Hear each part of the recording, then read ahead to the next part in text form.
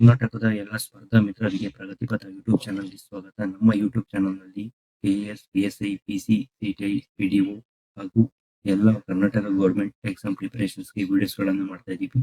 ದಯವಿಟ್ಟು ನಮ್ಮ ಪ್ರಗತಿಪಥ ಯೂಟ್ಯೂಬ್ ಚಾನಲ್ನಲ್ಲಿರುವ ಎಲ್ಲ ವಿಡಿಯೋಸ್ಗಳನ್ನು ನೋಡಿ, ಜೊತೆಗೆ ವಿಡಿಯೋಸ್ಗಳನ್ನು ಶೇರ್ ಮಾಡಿ, ಕಮೆಂಟ್ ಮಾಡಿ ಹಾಗೂ ವಿಡಿಯೋಸ್ಗಳಿಗೆ ಲೈಕ್ ಮಾಡಿ. ಜೊತೆಗೆ ಮರೆಯದೆ ನಮ್ಮ ಚಾನಲ್ಗೆ ಸಬ್ಸ್ಕ್ರೈಬ್ ಆಗಿ. ಇವತ್ತು ನಾವು ಡಿಸ್ಕಸ್ ಮಾಡಕ್ ಬಂದಿರೋ ಟಾಪಿಕ್ ಯಾವ್ದಂದ್ರೆ ಅದುವೇ ವೀಕ್ಲಿ ಕರೆಂಟ್ ಅಫೇರ್ಸ್, ವಾರದ ಪ್ರಚಲಿತ ವಿದ್ಯಮಾನಗಳು. ನಾವು ಏನ್ ಮಾಡ್ತಿದೀವಿ ಅಂದ್ರೆ ವೀಕ್ಲಿ ಕರೆಂಟ್ ಅಫೇರ್ಸ್ ಮತ್ತು ಮಂತ್ಲಿ ಕರೆಂಟ್ ಅಫೇರ್ಸ್ ಅನ್ನ ಡಿಸ್ಕಸ್ ಮಾಡೋ ಒಂದು ಪ್ರೋಗ್ರಾಮ್ ಹಾಕೊಂಡಿದೀವಿ. ಇದ್ರ ಪ್ರಕಾರ ಇವತ್ತು ನಾವು ಫಸ್ಟ್ ವಿಡಿಯೋನ ಅಕ್ಟೋಬರ್ 1ರಿಂದ 6ನೇ ತಾರೀಕು ಭಾರತ ಪ್ರಚಲಿತ ವಿದ್ಯಮಾನಗಳು ವೀಕ್ಲಿ ಕರೆಂಟ್ ಅಫೇರ್ಸ್ ನ ನಾವು ಡಿಸ್ಕಸ್ ಮಾಡ್ತಿದೀವಿ. ಯಾವುದು ಅಂದ್ರೆ ಅಕ್ಟೋಬರ್ 1ರಿಂದ 6ನೇ ತಾರೀಕು ವೀಕ್ಲಿ ಕರೆಂಟ್ ಅಫೇರ್ಸ್. ಇದರಲ್ಲಿ ನಾವು ಕುವೆಂಪು ಅವ್ರದ್ದು ಒಂದು ಬುಕ್ಸ್ ಇಂಗ್ಲಿಷ್ ಟ್ರಾನ್ಸ್ಲೇಟ್ ಆಗಿದೆ, ಅದನ್ನ ಮತ್ತೆ ದಾದಾ ಸಾಹೇಬ್ ಫಾಲ್ಕೆ ಪ್ರಶಸ್ತಿಗಳು ಕೊಟ್ಟಿದ್ದಾರೆ ಸರಿ. ಹಾಗೆ ಇಡುಗುಂಜಿ ಅನ್ನೋ ಒಂದು ಯಕ್ಷಗಾನಕ್ಕೆ ಯುನೆಸ್ಕೋ ಇದು ಅವಾರ್ಡ್ ಸಿಕ್ಕಿದೆ. ಹಾಗೆ ಮಹಾತ್ಮ ಗಾಂಧೀಜಿ ಪ್ರಶಸ್ತಿ ಆಗಿರ್ಬೋದು, ಲಾಲ್ ಬಹದ್ದೂರ್ ಶಾಸ್ತ್ರಿ ಅವರ ದಿನಾಚರಣೆ ಆಗಿರ್ಬೋದು, ದಸರಾ ಆಗಿರ್ಬೋದು, ಹಾಗೆ ಹಲವಾರು ಮಾಹಿತಿಗಳು ಈ ವೀಕ್ಲಿ ಕರೆಂಟ್ ಅಫೇರ್ಸ್ ಅಲ್ಲಿ ಇದ್ದಾವೆ. ಅವೆಲ್ಲವನ್ನು ನಾವು ಇವಾಗ ಡಿಸ್ಕಸ್ ಮಾಡೋಣ. ಫಸ್ಟ್ ಕ್ವಶನ್ ಏನಂದ್ರೆ, ವಿಶ್ವ ಸಸ್ಯಾಹಾರ ದಿನ, ವರ್ಲ್ಡ್ ವೆಜಿಟೇರಿಯನ್ ಡೇ ಯಾವಾಗ ಅಂತ ಹೇಳಿದ್ದಾರೆ. ವಿಶ್ವ ಸಸ್ಯಾಹಾರ ದಿನ, ವರ್ಲ್ಡ್ ವೆಜಿಟೇರಿಯನ್ ಡೇ ಯಾವಾಗ ಅಂದ್ರೆ ಅದು ಅಕ್ಟೋಬರ್ 1 ವರ್ಲ್ಡ್ ವೆಜಿಟೇರಿಯನ್ ಡೇ ಯಾವಾಗ ಅಂದ್ರೆ ಅಕ್ಟೋಬರ್ 1. ನಾನು ಎಲ್ಲಾ ಆಪ್ಷನ್ಸ್ ಗಳನ್ನು ಹೇಳ್ತಾ ಹೋಗಲ್ಲ, ಟೈಮ್ ಆಗುತ್ತೆ. ಡೈರೆಕ್ಟ್ ಆಗಿ ಆನ್ಸರ್ ಹೇಳ್ತಾ ಹೋಗ್ತೀನಿ. ಆಪ್ಷನ್ಸ್ ಗಳನ್ನ ಹೇಳ್ಬೇಕಾರೋ ಕ್ವಶನ್ ಮಾತ್ರ ಎಲ್ಲಾ ಆಪ್ಷನ್ ಗಳನ್ನ ಹೇಳ್ತೀನಿ. ಡೈರೆಕ್ಟ್ ಆಗಿ ಆನ್ಸರ್ ಹೇಳೋ ಕ್ವಶನ್ಸ್ಗೆ ಡೈರೆಕ್ಟ್ ಆಗಿ ಆನ್ಸರ್ ನಾನು ಹೇಳ್ತೀನಿ. ಇಲ್ಲಿ ಈ ಕ್ವಶನ್ಸ್ಗೆ ವಿಶ್ವ ಆಹಾರ ದಿನ ಸಸ್ಯಾಹಾರ ದಿನ ಯಾವಾಗ ಅಂದ್ರೆ ಅದು October 1 world vegetarian day. Next question, ಇತ್ತೀಚೆಗೆ ಸುದ್ದಿಯಲ್ಲಿರುವ ಪೌಮಾಯಿ ನಾಗಾ ಬುಡಕಟ್ಟು ಜನಾಂಗ ಎಲ್ಲಿ ಕಂಡುಬರುತ್ತೆ? ಪೌಮಾಯಿ ನಾಗಾ ಬುಡಕಟ್ಟು ಜನಾಂಗ ಇತ್ತೀಚೆಗೆ ಸುದ್ದಿಯಲ್ಲಿದೆ, ಅದು ಎಲ್ಲಿ ಕಂಡು ಬರುತ್ತದೆ ಅಂತ ಕೇಳಿದ್ದಾರೆ. ಪೌಮಾಯಿ ನಾಗಾ ಬುಡಕಟ್ಟು ಜನಾಂಗ ಎಲ್ಲಿ ಕಂಡು ಬರುತ್ತೆ ಅಂದ್ರೆ ಅದು ಮಣಿಪುರ. ಮಣಿಪುರದಲ್ಲಿ ಕಂಡು ಬರುತ್ತದೆ. ಪೌಮಾಯಿ ನಾಗಾ ಬುಡಕಟ್ಟು ಜನಾಂಗ ಅವ್ರು ಹೆಂಗಿರ್ತಾರೆ ಅಂದ್ರೆ ನೋಡಿ, ಈ ಇಮೇಜ್ ಅಲ್ಲಿ ಇದೆಯಲ್ಲ, ಇವರೇ ಪೌಮಾಯಿ ನಾಗಾ ಬುಡಕಟ್ಟು ಜನಾಂಗದವರು. ಇವರೆಲ್ಲಿದ್ದಾರೆ ಅಂದ್ರೆ ಮಣಿಪುರದಲ್ಲಿ ಕಂಡು ಬರ್ತಾರೆ. Very important question. ಡೈರೆಕ್ಟ್ ಆಗಿ ಇದೇ ರೀತಿ ಕೇಳ್ತಾನೆ. ಟ್ರೈಬ್ಸ್ ರಿಲೇಟೆಡ್ ಏನಾದ್ರು ಕ್ವಶನ್ ಕೇಳಿದ್ರೆ ಹೀಗೆ ಕೇಳ್ತಾನೆ. ನೆಕ್ಸ್ಟ್, ಇತ್ತೀಚೆಗೆ ಯಾವ ಯಕ್ಷಗಾನ ಮೇಳಕ್ಕೆ ಯುನೆಸ್ಕೋ ಮಾನ್ಯತೆ ದೊರಕಿದೆ? ಇತ್ತೀಚೆಗೆ ಯಾವುದೋ ಒಂದು ಕರ್ನಾಟಕದ ಯಕ್ಷಗಾನ ಮೇಳಕ್ಕೆ ಏನಾಗಿದೆ ಅಂದ್ರೆ ಯುನೆಸ್ಕೋ ಮಾನ್ಯತೆ ದೊರೆತಿದೆ. ಅದು ಯಾವುದು ಅಂತ ಕೇಳಿದ್ದಾರೆ. ಇತ್ತೀಚೆಗೆ ಯಾವ್ದು ಯಕ್ಷಗಾನ ಮೇಳಕ್ಕೆ ಅಂದ್ರೆ ಇಡಗುಂಜಿ ಯಕ್ಷಗಾನ ಮಂಡಳಿ ಅಂತ ಇದೆ ಕರ್ನಾಟಕದಲ್ಲಿ. ಇಡಗುಂಜಿ ಯಕ್ಷಗಾನ ಮಂಡಳಿ ಅಂತ ಒಂದಿದೆ. ಅದಕ್ಕೆ ಏನಾಗಿದೆ ಅಂದ್ರೆ ಯುನೆಸ್ಕೋ ಮಾನ್ಯತೆನ ಏನಾಗಿದೆ ಅಂದ್ರೆ ಯುನೆಸ್ಕೋ ಮಾನ್ಯತೆ ನೀಡಿದ್ದಾರೆ. ಆಯ್ತಾ? ಹಾಗಾದ್ರೆ ಯುನೆಸ್ಕೋ ಯಾವಾಗ ಸ್ಥಾಪನೆ ಆಯ್ತು ಮತ್ತೆ ಯುನೆಸ್ಕೋ ಹೆಡ್ ಕ್ವಾರ್ಟರ್ಸ್ ಎಲ್ಲಿದೆ ಅನ್ನೋದು ನೀವು ಕಮೆಂಟ್ ಬಾಕ್ಸ್ ಅಲ್ಲಿ ಕಮೆಂಟ್ ಮಾಡ್ಬೇಕು. ಏನ್ ಹೇಳಿ, ಯುನೆಸ್ಕೋ ಯಾವಾಗ ಸ್ಥಾಪನೆ ಆಯ್ತು, ಜೊತೆಗೆ ಯುನೆಸ್ಕೋದ ಹೆಡ್ ಕ್ವಾರ್ಟರ್ಸ್ ಎಲ್ಲಿದೆ ಅನ್ನೋದು ನೀವು ಇಲ್ಲಿ ಕಮೆಂಟ್ ಬಾಕ್ಸ್ ಅಲ್ಲಿ ಕಮೆಂಟ್ ಮಾಡಬೇಕು. ನೆಕ್ಸ್ಟ್ ಕ್ವಶನ್ ನೋಡೋಣ. 54ನೇ ದಾದಾ ಸಾಹೇಬ್ ಫಾಲ್ಕೆ ಪ್ರಶಸ್ತಿಗೆ ಸಂಬಂಧಿಸಿದಂತೆ ಯಾವ ಹೇಳಿಕೆ ಸರಿ ಅಂತ ಕೇಳಿದ್ದಾರೆ. ಇವಾಗ 54ನೇ ದಾದಾ ಸಾಹೇಬ್ ಫಾಲ್ಕೆ ಪ್ರಶಸ್ತಿಯನ್ನ ಈಗ ನೀಡಿದ್ದಾರೆ. ಅದರಲ್ಲಿ ಈ ಕೊಟ್ಟಿರೋ 3 ಹೇಳಿಕೆಗಳಲ್ಲಿ ಯಾವ ಹೇಳಿಕೆ ಕರೆಕ್ಟ್ ಅಂತ ಕೇಳಿದ್ದಾರೆ. ಇಲ್ಲಿ ಕೊಟ್ಟಿರೋ 3 ಹೇಳಿಕೆಗಳು ಕೂಡ ಎಲ್ಲವೂ ಸರಿಯಾಗಿದ್ದಾವೆ. ಆ ಹೇಳಿಕೆಗಳು ಏನೇನು ಅಂತ ನೋಡೋಣ. ಈ ಹಿರಿಯ ನಟ ಮಿಥುನ್ ಚಕ್ರವರ್ತಿಗೆ ದಾದಾ ಸಾಹೇಬ್ ಫಾಲ್ಕೆ ಪ್ರಶಸ್ತಿ ಲಭಿಸಿದೆ. ಅದು 54ನೇ ದಾದಾ ಸಾಹೇಬ್ ಫಾಲ್ಕೆ ಪ್ರಶಸ್ತಿ ಯಾರಿಗೆ ಸಿಕ್ಕಿದೆ ಅಂದ್ರೆ ಅದು ಹಿರಿಯ ನಟ ಮಿಥುನ್ ಚಕ್ರವರ್ತಿಗೆ ಸಿಕ್ಕಿದೆ. ಈ ದಾದಾ ಸಾಹೇಬ್ ಫಾಲ್ಕೆ ಪ್ರಶಸ್ತಿ ಯಾವ್ದು ಕೊಡ್ತಾರೆ ಅಂದ್ರೆ ಚಲನಚಿತ್ರ ಕ್ಷೇತ್ರಕ್ಕೆ ಕೊಡ್ತಾರೆ. ಯಾವುದಕ್ಕೆ? ಚಲನಚಿತ್ರ ಕ್ಷೇತ್ರಕ್ಕೆ ಕೊಡ್ತಾರೆ. ಇದು ಏನು ಕೊಡ್ತಾರೆ ಅಂದ್ರೆ ಭಾರತೀಯ ಚಿತ್ರರಂಗದ ಪಿತಾಮಹ ದಾದಾ ಸಾಹೇಬ್ ಫಾಲ್ಕೆ ಅವರ ನೆನಪಿಗಾಗಿ 1969ರಿಂದ ಇದನ್ನ ನೀಡ್ತಾ ಇದ್ದಾರೆ. ನೋಡಿ, 54ನೇ ದಾದಾ ಸಾಹೇಬ್ ಫಾಲ್ಕೆ ಪ್ರಶಸ್ತಿ ಯಾರಿಗೆ ಕೊಟ್ಟಿದ್ದಾರೆ ಅಂದ್ರೆ ಮಿಥುನ್ ಚಕ್ರವರ್ತಿ ಕೊಟ್ಟಿದ್ದಾರೆ. ಇವರೇ ಮಿಥುನ್ ಚಕ್ರವರ್ತಿ. ಇವರು ನೋಡಿ, ಇವರೇ ಮಿಥುನ್ ಚಕ್ರವರ್ತಿ. ಇವರಿಗೆ 54ನೇ ದಾದಾ ಸಾಹೇಬ್ ಫಾಲ್ಕೆ ಪ್ರಶಸ್ತಿ ಲಭಿಸಿದೆ. ದಾದಾ ಸಾಹೇಬ್ ಫಾಲ್ಕೆ ಪ್ರಶಸ್ತಿ ಏನು ಕೊಡ್ತಾರೆ ಅಂದ್ರೆ ಚಿತ್ರರಂಗಕ್ಕೆ ಕೊಡ್ತಾರೆ. ಏನು ಕೊಡ್ತಿದ್ದಾರೆ ಅಂದ್ರೆ ಭಾರತೀಯ ಚಿತ್ರರಂಗದ ಪಿತಾಮಹ ದಾದಾ ಸಾಹೇಬ್ ಫಾಲ್ಕೆ ಅವರ ನೆನಪಿಗೋಸ್ಕರ ಏನ್ ಮಾಡ್ತಾರೆ ಅಂದ್ರೆ 1969ರಿಂದ ಕೊಡ್ತಿದ್ದಾರೆ. ಇಲ್ಲಿ ಎಲ್ಲಾ ಕ್ವಶನ್ಸ್ ಕೂಡ ವೆರಿ ಇಂಪಾರ್ಟೆಂಟ್. ಕೆಲವು ಟೈಮಲ್ಲಿ ಅಂತ ಕೇಳಿದ್ದಾನೆ ಕ್ವಶನ್, ದಾದಾ ಸಾಹೇಬ್ ಫಾಲ್ಕೆ ಪ್ರಶಸ್ತಿಯು ಯಾವ ಕ್ಷೇತ್ರಕ್ಕೆ ನೀಡುತ್ತಾರೆ ಅಂದ್ರೆ ನೀವು ಅವಾಗ ಚಲನಚಿತ್ರ ಅನ್ನೋ ಒಂದು ಆಪ್ಷನ್ ಇರುತ್ತೆ, ಅದನ್ನ ಸೆಲೆಕ್ಟ್ ಮಾಡಬೇಕು. ಅದೇ ರೀತಿ ಭಾರತದ ಚಿತ್ರರಂಗದ ಪಿತಾಮಹ ಯಾರು ಅಂತ ಕ್ವಶನ್ ಕೇಳಿದ್ರೆ ನೀವು ದಾದಾ ಸಾಹೇಬ್ ಫಾಲ್ಕೆ ಅವರ ಏನೋ ನೇಮ್ ಅನ್ನ ಆಪ್ಷನ್ ಅಲ್ಲಿ ಕೊಟ್ಟಿರ್ತಾರೆ, ಅದನ್ನ ನೀವು ಹಾಕ್ಬೇಕು. ಅದೇ ರೀತಿ ದಾದಾ ಸಾಹೇಬ್ ಫಾಲ್ಕೆ ಪ್ರಶಸ್ತಿ ಯಾವಾಗ ಸ್ಥಾಪನೆ ಆಯ್ತು ಅಂತ ಕೇಳಿ 4 ಇಸ್ವಿ ಕೊಟ್ಟಿರ್ತಾನೆ, ಅದರಲ್ಲಿ 1969 ಅನ್ನೋದನ್ನ ನೀವು ಹಾಕ್ಬೇಕು. ಈ ಸರಿ ಎಷ್ಟೇ ದಾದಾ ಸಾಹೇಬ್ ಫಾಲ್ಕೆ ಪ್ರಶಸ್ತಿ ಅಂದ್ರೆ 54ನೇ ದಾದಾ ಸಾಹೇಬ್ ಫಾಲ್ಕೆ ಪ್ರಶಸ್ತಿ. ಎಲ್ಲರಿಗೂ ಇದು ಕನ್ಫರ್ಮ್ ಆಯ್ತು, ಕ್ಲಾರಿಟಿ ಬಂತು ಅನ್ಕೊಂತೀನಿ. ನೆಕ್ಸ್ಟ್ ಕ್ವಶನ್ ನೋಡೋಣ. ಇತ್ತೀಚೆಗೆ ಯಾವ ರಾಜ್ಯವು ದೇಸಿ ಹಸುಗಳಿಗೆ ರಾಜ್ಯ ಮಾತೆ ಗೋಮಾತೆ ಸ್ಥಾನ ನೀಡಿದೆ ಅಂದ್ರೆ, ಇತ್ತೀಚೆಗೆ ಯಾವುದೋ ಒಂದು ಸ್ಟೇಟು, ಆ ಸ್ಟೇಟ್ ಅಲ್ಲಿ ಏನ್ ಮಾಡಿದೆ ಅಂದ್ರೆ ದೇಸಿ ಹಸುಗಳಿದಾವಲ್ಲ, ಹಸುಗಳಿಗೆ ಏನ್ ಮಾಡಿದೆ ಅಂದ್ರೆ ರಾಜ್ಯ ಮಾತೆ ಗೋಮಾತೆ ಅಂತ ಇದ್ ಮಾಡಿದಾರೆ. ಏನ್ ಮಾಡಿದಾರೆ ಅಂದ್ರೆ ನೇಮ್ ನ ಕೊಟ್ಟಿದ್ದಾರೆ. ಈಗ ಯಾವ್ದು ಸ್ಟೇಟ್ ಅಂದ್ರೆ ಅದು ಮಹಾರಾಷ್ಟ್ರದಲ್ಲಿ ಈ ರೀತಿ ಕೊಟ್ಟಿದ್ದಾರೆ. ಏನಂದ್ರೆ ಮಹಾರಾಷ್ಟ್ರದ ರಾಜ್ಯದಲ್ಲಿ ದೇಸಿ ಹಸುಗಳು ಯಾವ್ಯಾವ ಇದಾವೆ ಅವುಗಳಿಗೆ ಏನಂತ ಕೊಟ್ಟಿದ್ದಾರೆ ಅಂದ್ರೆ ರಾಜ್ಯ ಮಾತೆ ಗೋಮಾತೆ ಅನ್ನೋ ಒಂದು ಟೈಟಲ್ ನ ಕೊಟ್ಟಿದ್ದಾರೆ. ನೋಡಿ ಇವರು ಇದೆ, Maharashtra declared indigenous cows as Rajmata Gomata. ನೋಡ್ರಿ ಏನಂದ್ರೆ ರಾಜ್ಯ ಮಾತೆ ಯಾವುದು, ಮಹಾರಾಷ್ಟ್ರದ ರಾಜ್ಯ ಮಾತೆ ಯಾವುದು ಅಂದ್ರೆ ಗೋಮಾತೆ. ಮಹಾರಾಷ್ಟ್ರದ ರಾಜ್ಯ ಮಾತೆ ಯಾವುದು ಅಂದ್ರೆ ಗೋಮಾತೆ. ಈಗ ರಾಷ್ಟ್ರೀಯ ರಾಜ್ಯ ಪ್ರಾಣಿ, ರಾಜ್ಯ ಹಣ್ಣು, ಆ ರೀತಿ ರಾಜ್ಯ ಮಾತೆ ಯಾವುದು ಅಂದ್ರೆ ಮಹಾರಾಷ್ಟ್ರದ್ದು ಗೋಮಾತೆ. ಅದು ಯಾವ್ದು ಅಂದ್ರೆ ದೇಸಿ ಹೆಸರುಗಳನ್ನು ನಾವು ಏನ್ ಮಾಡಿದಾರೆ ಅಂದ್ರೆ ಗೋಮಾತೆ ಅನ್ನೋ ಒಂದು ಟೈಟಲ್ ಮೂಲಕ ಏನ್ ಮಾಡಿದಾರೆ ಅಂದ್ರೆ ರಾಜ್ಯ ಮಾತೆ ಅಂತ ಗುರುತಿಸಿದ್ದಾರೆ. ಓಕೆನಾ. Next question. 2024ನೇ ಸಾಲಿನ ಮಹಾತ್ಮ ಗಾಂಧಿ ಸೇವಾ ಪ್ರಶಸ್ತಿಯ ವಿನ್ನರ್ ಯಾರು? 2024ನೇ ಸಾಲಿನ ಈ ಸರಿಯ ಮಹಾತ್ಮ ಗಾಂಧಿ ಸೇವಾ ಪ್ರಶಸ್ತಿಯ ವಿನ್ನರ್ ಯಾರು ಅಂತ ಹೇಳಿದರೆ, ಇಲ್ಲಿ 2 ಆಪ್ಷನ್ ಇದಾವೆ. ಇಲ್ಲಿ ಮೇಲಿನ 2 ಆಪ್ಷನ್ಸ್ ಕೂಡ ಕರೆಕ್ಟ್. ಹಾಗಾದ್ರೆ ಯಾರ್ಯಾರಿಗೆ ಕೊಟ್ಟಿದ್ದಾರೆ ಅಂದ್ರೆ ಮಹಾತ್ಮ ಗಾಂಧಿ ಪ್ರಶಸ್ತಿಯನ್ನು ಒಬ್ಬ ಪರ್ಸನ್ ಯಾರು ಅಂದ್ರೆ ಜೆ ಬಿ ಶಿವರಾಜು. ಇಲ್ಲಿ ನೋಡಿ, ಈ ಇದರಲ್ಲಿ ಇದಾರಲ್ಲ, ಇಮೇಜ್ ಅಲ್ಲಿ ಇದೆಲ್ಲ, ಇವರೇ ಜೆ ಬಿ ಶಿವರಾಜು. ಇವರಿಗೆ ಕೂಡ ಕೊಟ್ಟಿದ್ದಾರೆ. ಏನ್ ಕೊಟ್ಟಿದ್ದಾರೆ ಅಂದ್ರೆ ಮಹಾತ್ಮ ಗಾಂಧಿ ಸೇವಾ ಪ್ರಶಸ್ತಿಯನ್ನ ಜೆ ಬಿ ಶಿವರಾಜು ಅವರಿಗೂ ಕೂಡ ಕೊಟ್ಟಿದ್ದಾರೆ. ಜೊತೆಗೆ ಇವ್ರು ಏನ್ ಮಾಡಿದ್ದಾರೆ ಅಂದ್ರೆ ಗಾಂಧಿ ಗ್ರಾಮೀಣ ಗುರುಕುಲ ವಸತಿ ಶಾಲೆ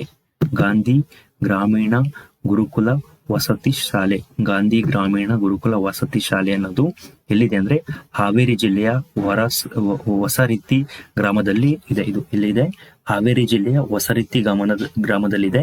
ಇಲ್ಲಿ ನೋಡಿ, ಇಲ್ಲಿ ಕಾಣ್ತಾ ಇದೆ ಗಾಂಧಿ ಗ್ರಾಮೀಣ ಗುರುಕುಲ ವಸತಿ ಶಾಲೆ ಅನ್ನೋದು ಹಾವೇರಿ ಜಿಲ್ಲೆಯ ಹೊಸರಿತ್ತಿ ಗ್ರಾಮದಲ್ಲಿದೆ. ಇದಕ್ಕೂ ಕೂಡ ಕೊಟ್ಟಿದ್ದಾರೆ. ಯಾವ್ದಕ್ಕೆ? ಒಂದು ಶಾಲೆಗೆ ಒಬ್ಬ ಪರ್ಸನ್ಗೆ ಏನ್ ಮಾಡಿದಾರೆ ಅಂದ್ರೆ 2024ನೇ ಸಾಲಿನ ಮಹಾತ್ಮ ಗಾಂಧಿ ಸೇವಾ ಪ್ರಶಸ್ತಿಯನ್ನು ನೀಡಿದ್ದಾರೆ. ಅದು ಪರ್ಸನ್ ಯಾರು ಅಂದ್ರೆ ಶಿವರಾಜು, ಜೆ ಬಿ ಶಿವರಾಜು. ಇವರು ನೋಡಿ, ಇಲ್ಲಿದಾರಲ್ಲ, ಇವರೇ ಜೆ ಬಿ ಶಿವರಾಜು. ಇನ್ನೊಂದು ಯಾವ್ದು ಶಾಲೆ ಅಂದ್ರೆ ಗಾಂಧಿ ಗ್ರಾಮೀಣ ಗುರುಕುಲ ವಸತಿ ಶಾಲೆ. ಇದು ಎಲ್ಲಿದೆ ಅಂದ್ರೆ ಹಾವೇರಿ ಜಿಲ್ಲೆಯ ಹೊಸರಿತ್ತಿ ಗ್ರಾಮದಲ್ಲಿ ಇದೆ. ಓಕೆನಾ. ನೆಕ್ಸ್ಟ್, ಮಹಾತ್ಮ ಗಾಂಧೀಜಿಯವರಿಗೆ ಸಂಬಂಧಿಸಿದಂತೆ ಈ ಕೆಳಗಿನ ಯಾವ ಹೇಳಿಕೆ ಸರಿಯಾಗಿದೆ? ಮಹಾತ್ಮ ಗಾಂಧೀಜಿಯವರಿಗೆ ಸಂಬಂಧಿಸಿದಂತೆ ಈ ಕೆಳಗಿನ ಯಾವ ಹೇಳಿಕೆ ಸರಿಯಾಗಿದೆ ಅಂತ ಕೊಟ್ಟಿದ್ದಾರೆ. ಇಲ್ಲಿ 3 ಆಪ್ಷನ್ ಇದಾವೆ. 3 ಆಪ್ಷನ್ ಕೂಡ ಕರೆಕ್ಟ್ ಆಗಿದೆ. ಅದೇನೇನು ಅಂತ ನೋಡೋಣ. ಅಕ್ಟೋಬರ್ 2ನೇ ತಾರೀಕು, ಅಕ್ಟೋಬರ್ 2 ಏನ್ ಮಾಡ್ತೀವಿ ಅಂದ್ರೆ ನಾವು ಗಾಂಧಿ ಜಯಂತಿಯನ್ನು ಆಚರಣೆ ಮಾಡ್ತೀವಿ. ಅದಕ್ಕೋಸ್ಕರ ಈ ಕ್ವಶನ್ ಹಾಕೊಂಡಿದೀವಿ. ಪ್ರತಿ ವರ್ಷ ಅಕ್ಟೋಬರ್ 2 ಅನ್ನು 1869 ಅಕ್ಟೋಬರ್ 2 ಗಾಂಧೀಜಿಯವರ ಜನ್ಮದಿನದ ನೆನಪಿಗಾಗಿ ಗಾಂಧಿ ಜಯಂತಿಯನ್ನು ಆಚರಿಸುತ್ತೇವೆ ಅನ್ನೋದೊಂದು ಆಪ್ಷನ್ ಇದೆ. ಇದು ಕೂಡ ಕರೆಕ್ಟ್. ಪ್ರತಿ ವರ್ಷ ಅಕ್ಟೋಬರ್ 2 ನಾವು ಗಾಂಧಿ ಜಯಂತಿ ಆಚರಣೆ ಮಾಡ್ತೀವಿ. ಯಾಕಂದ್ರೆ 1869ರಲ್ಲಿ 69 ಅಕ್ಟೋಬರ್ 2 ಗಾಂಧೀಜಿಯವರ ಜನ್ಮದಿನ. 1869 ಅಕ್ಟೋಬರ್ 2 ಇದನ್ನು ಕೂಡ ಕೇಳ್ಬೋದು. ಗಾಂಧೀಜಿಯವರ ಜನ್ಮದಿನ ಯಾವ ಇಸ್ವಿ ಅಂತ ಹೇಳಿ ಫುಲ್ ಕೊಡ್ಬೋದು. 1869 ಅಕ್ಟೋಬರ್ 2ನೇ ತಾರೀಕು ಗಾಂಧೀಜಿಯವರು ಏನ್ ಮಾಡಿದ್ರು? ಜನಿಸಿದ್ರು. ಅವರ ಜನನದ ನೆನಪಿಗಾಗಿ ನಾವು ಪ್ರತಿ ವರ್ಷ ಅಕ್ಟೋಬರ್ 2 ಗಾಂಧಿ ಜಯಂತಿಯನ್ನ ಆಚರಣೆ ಮಾಡಿಸ್ತೀವಿ.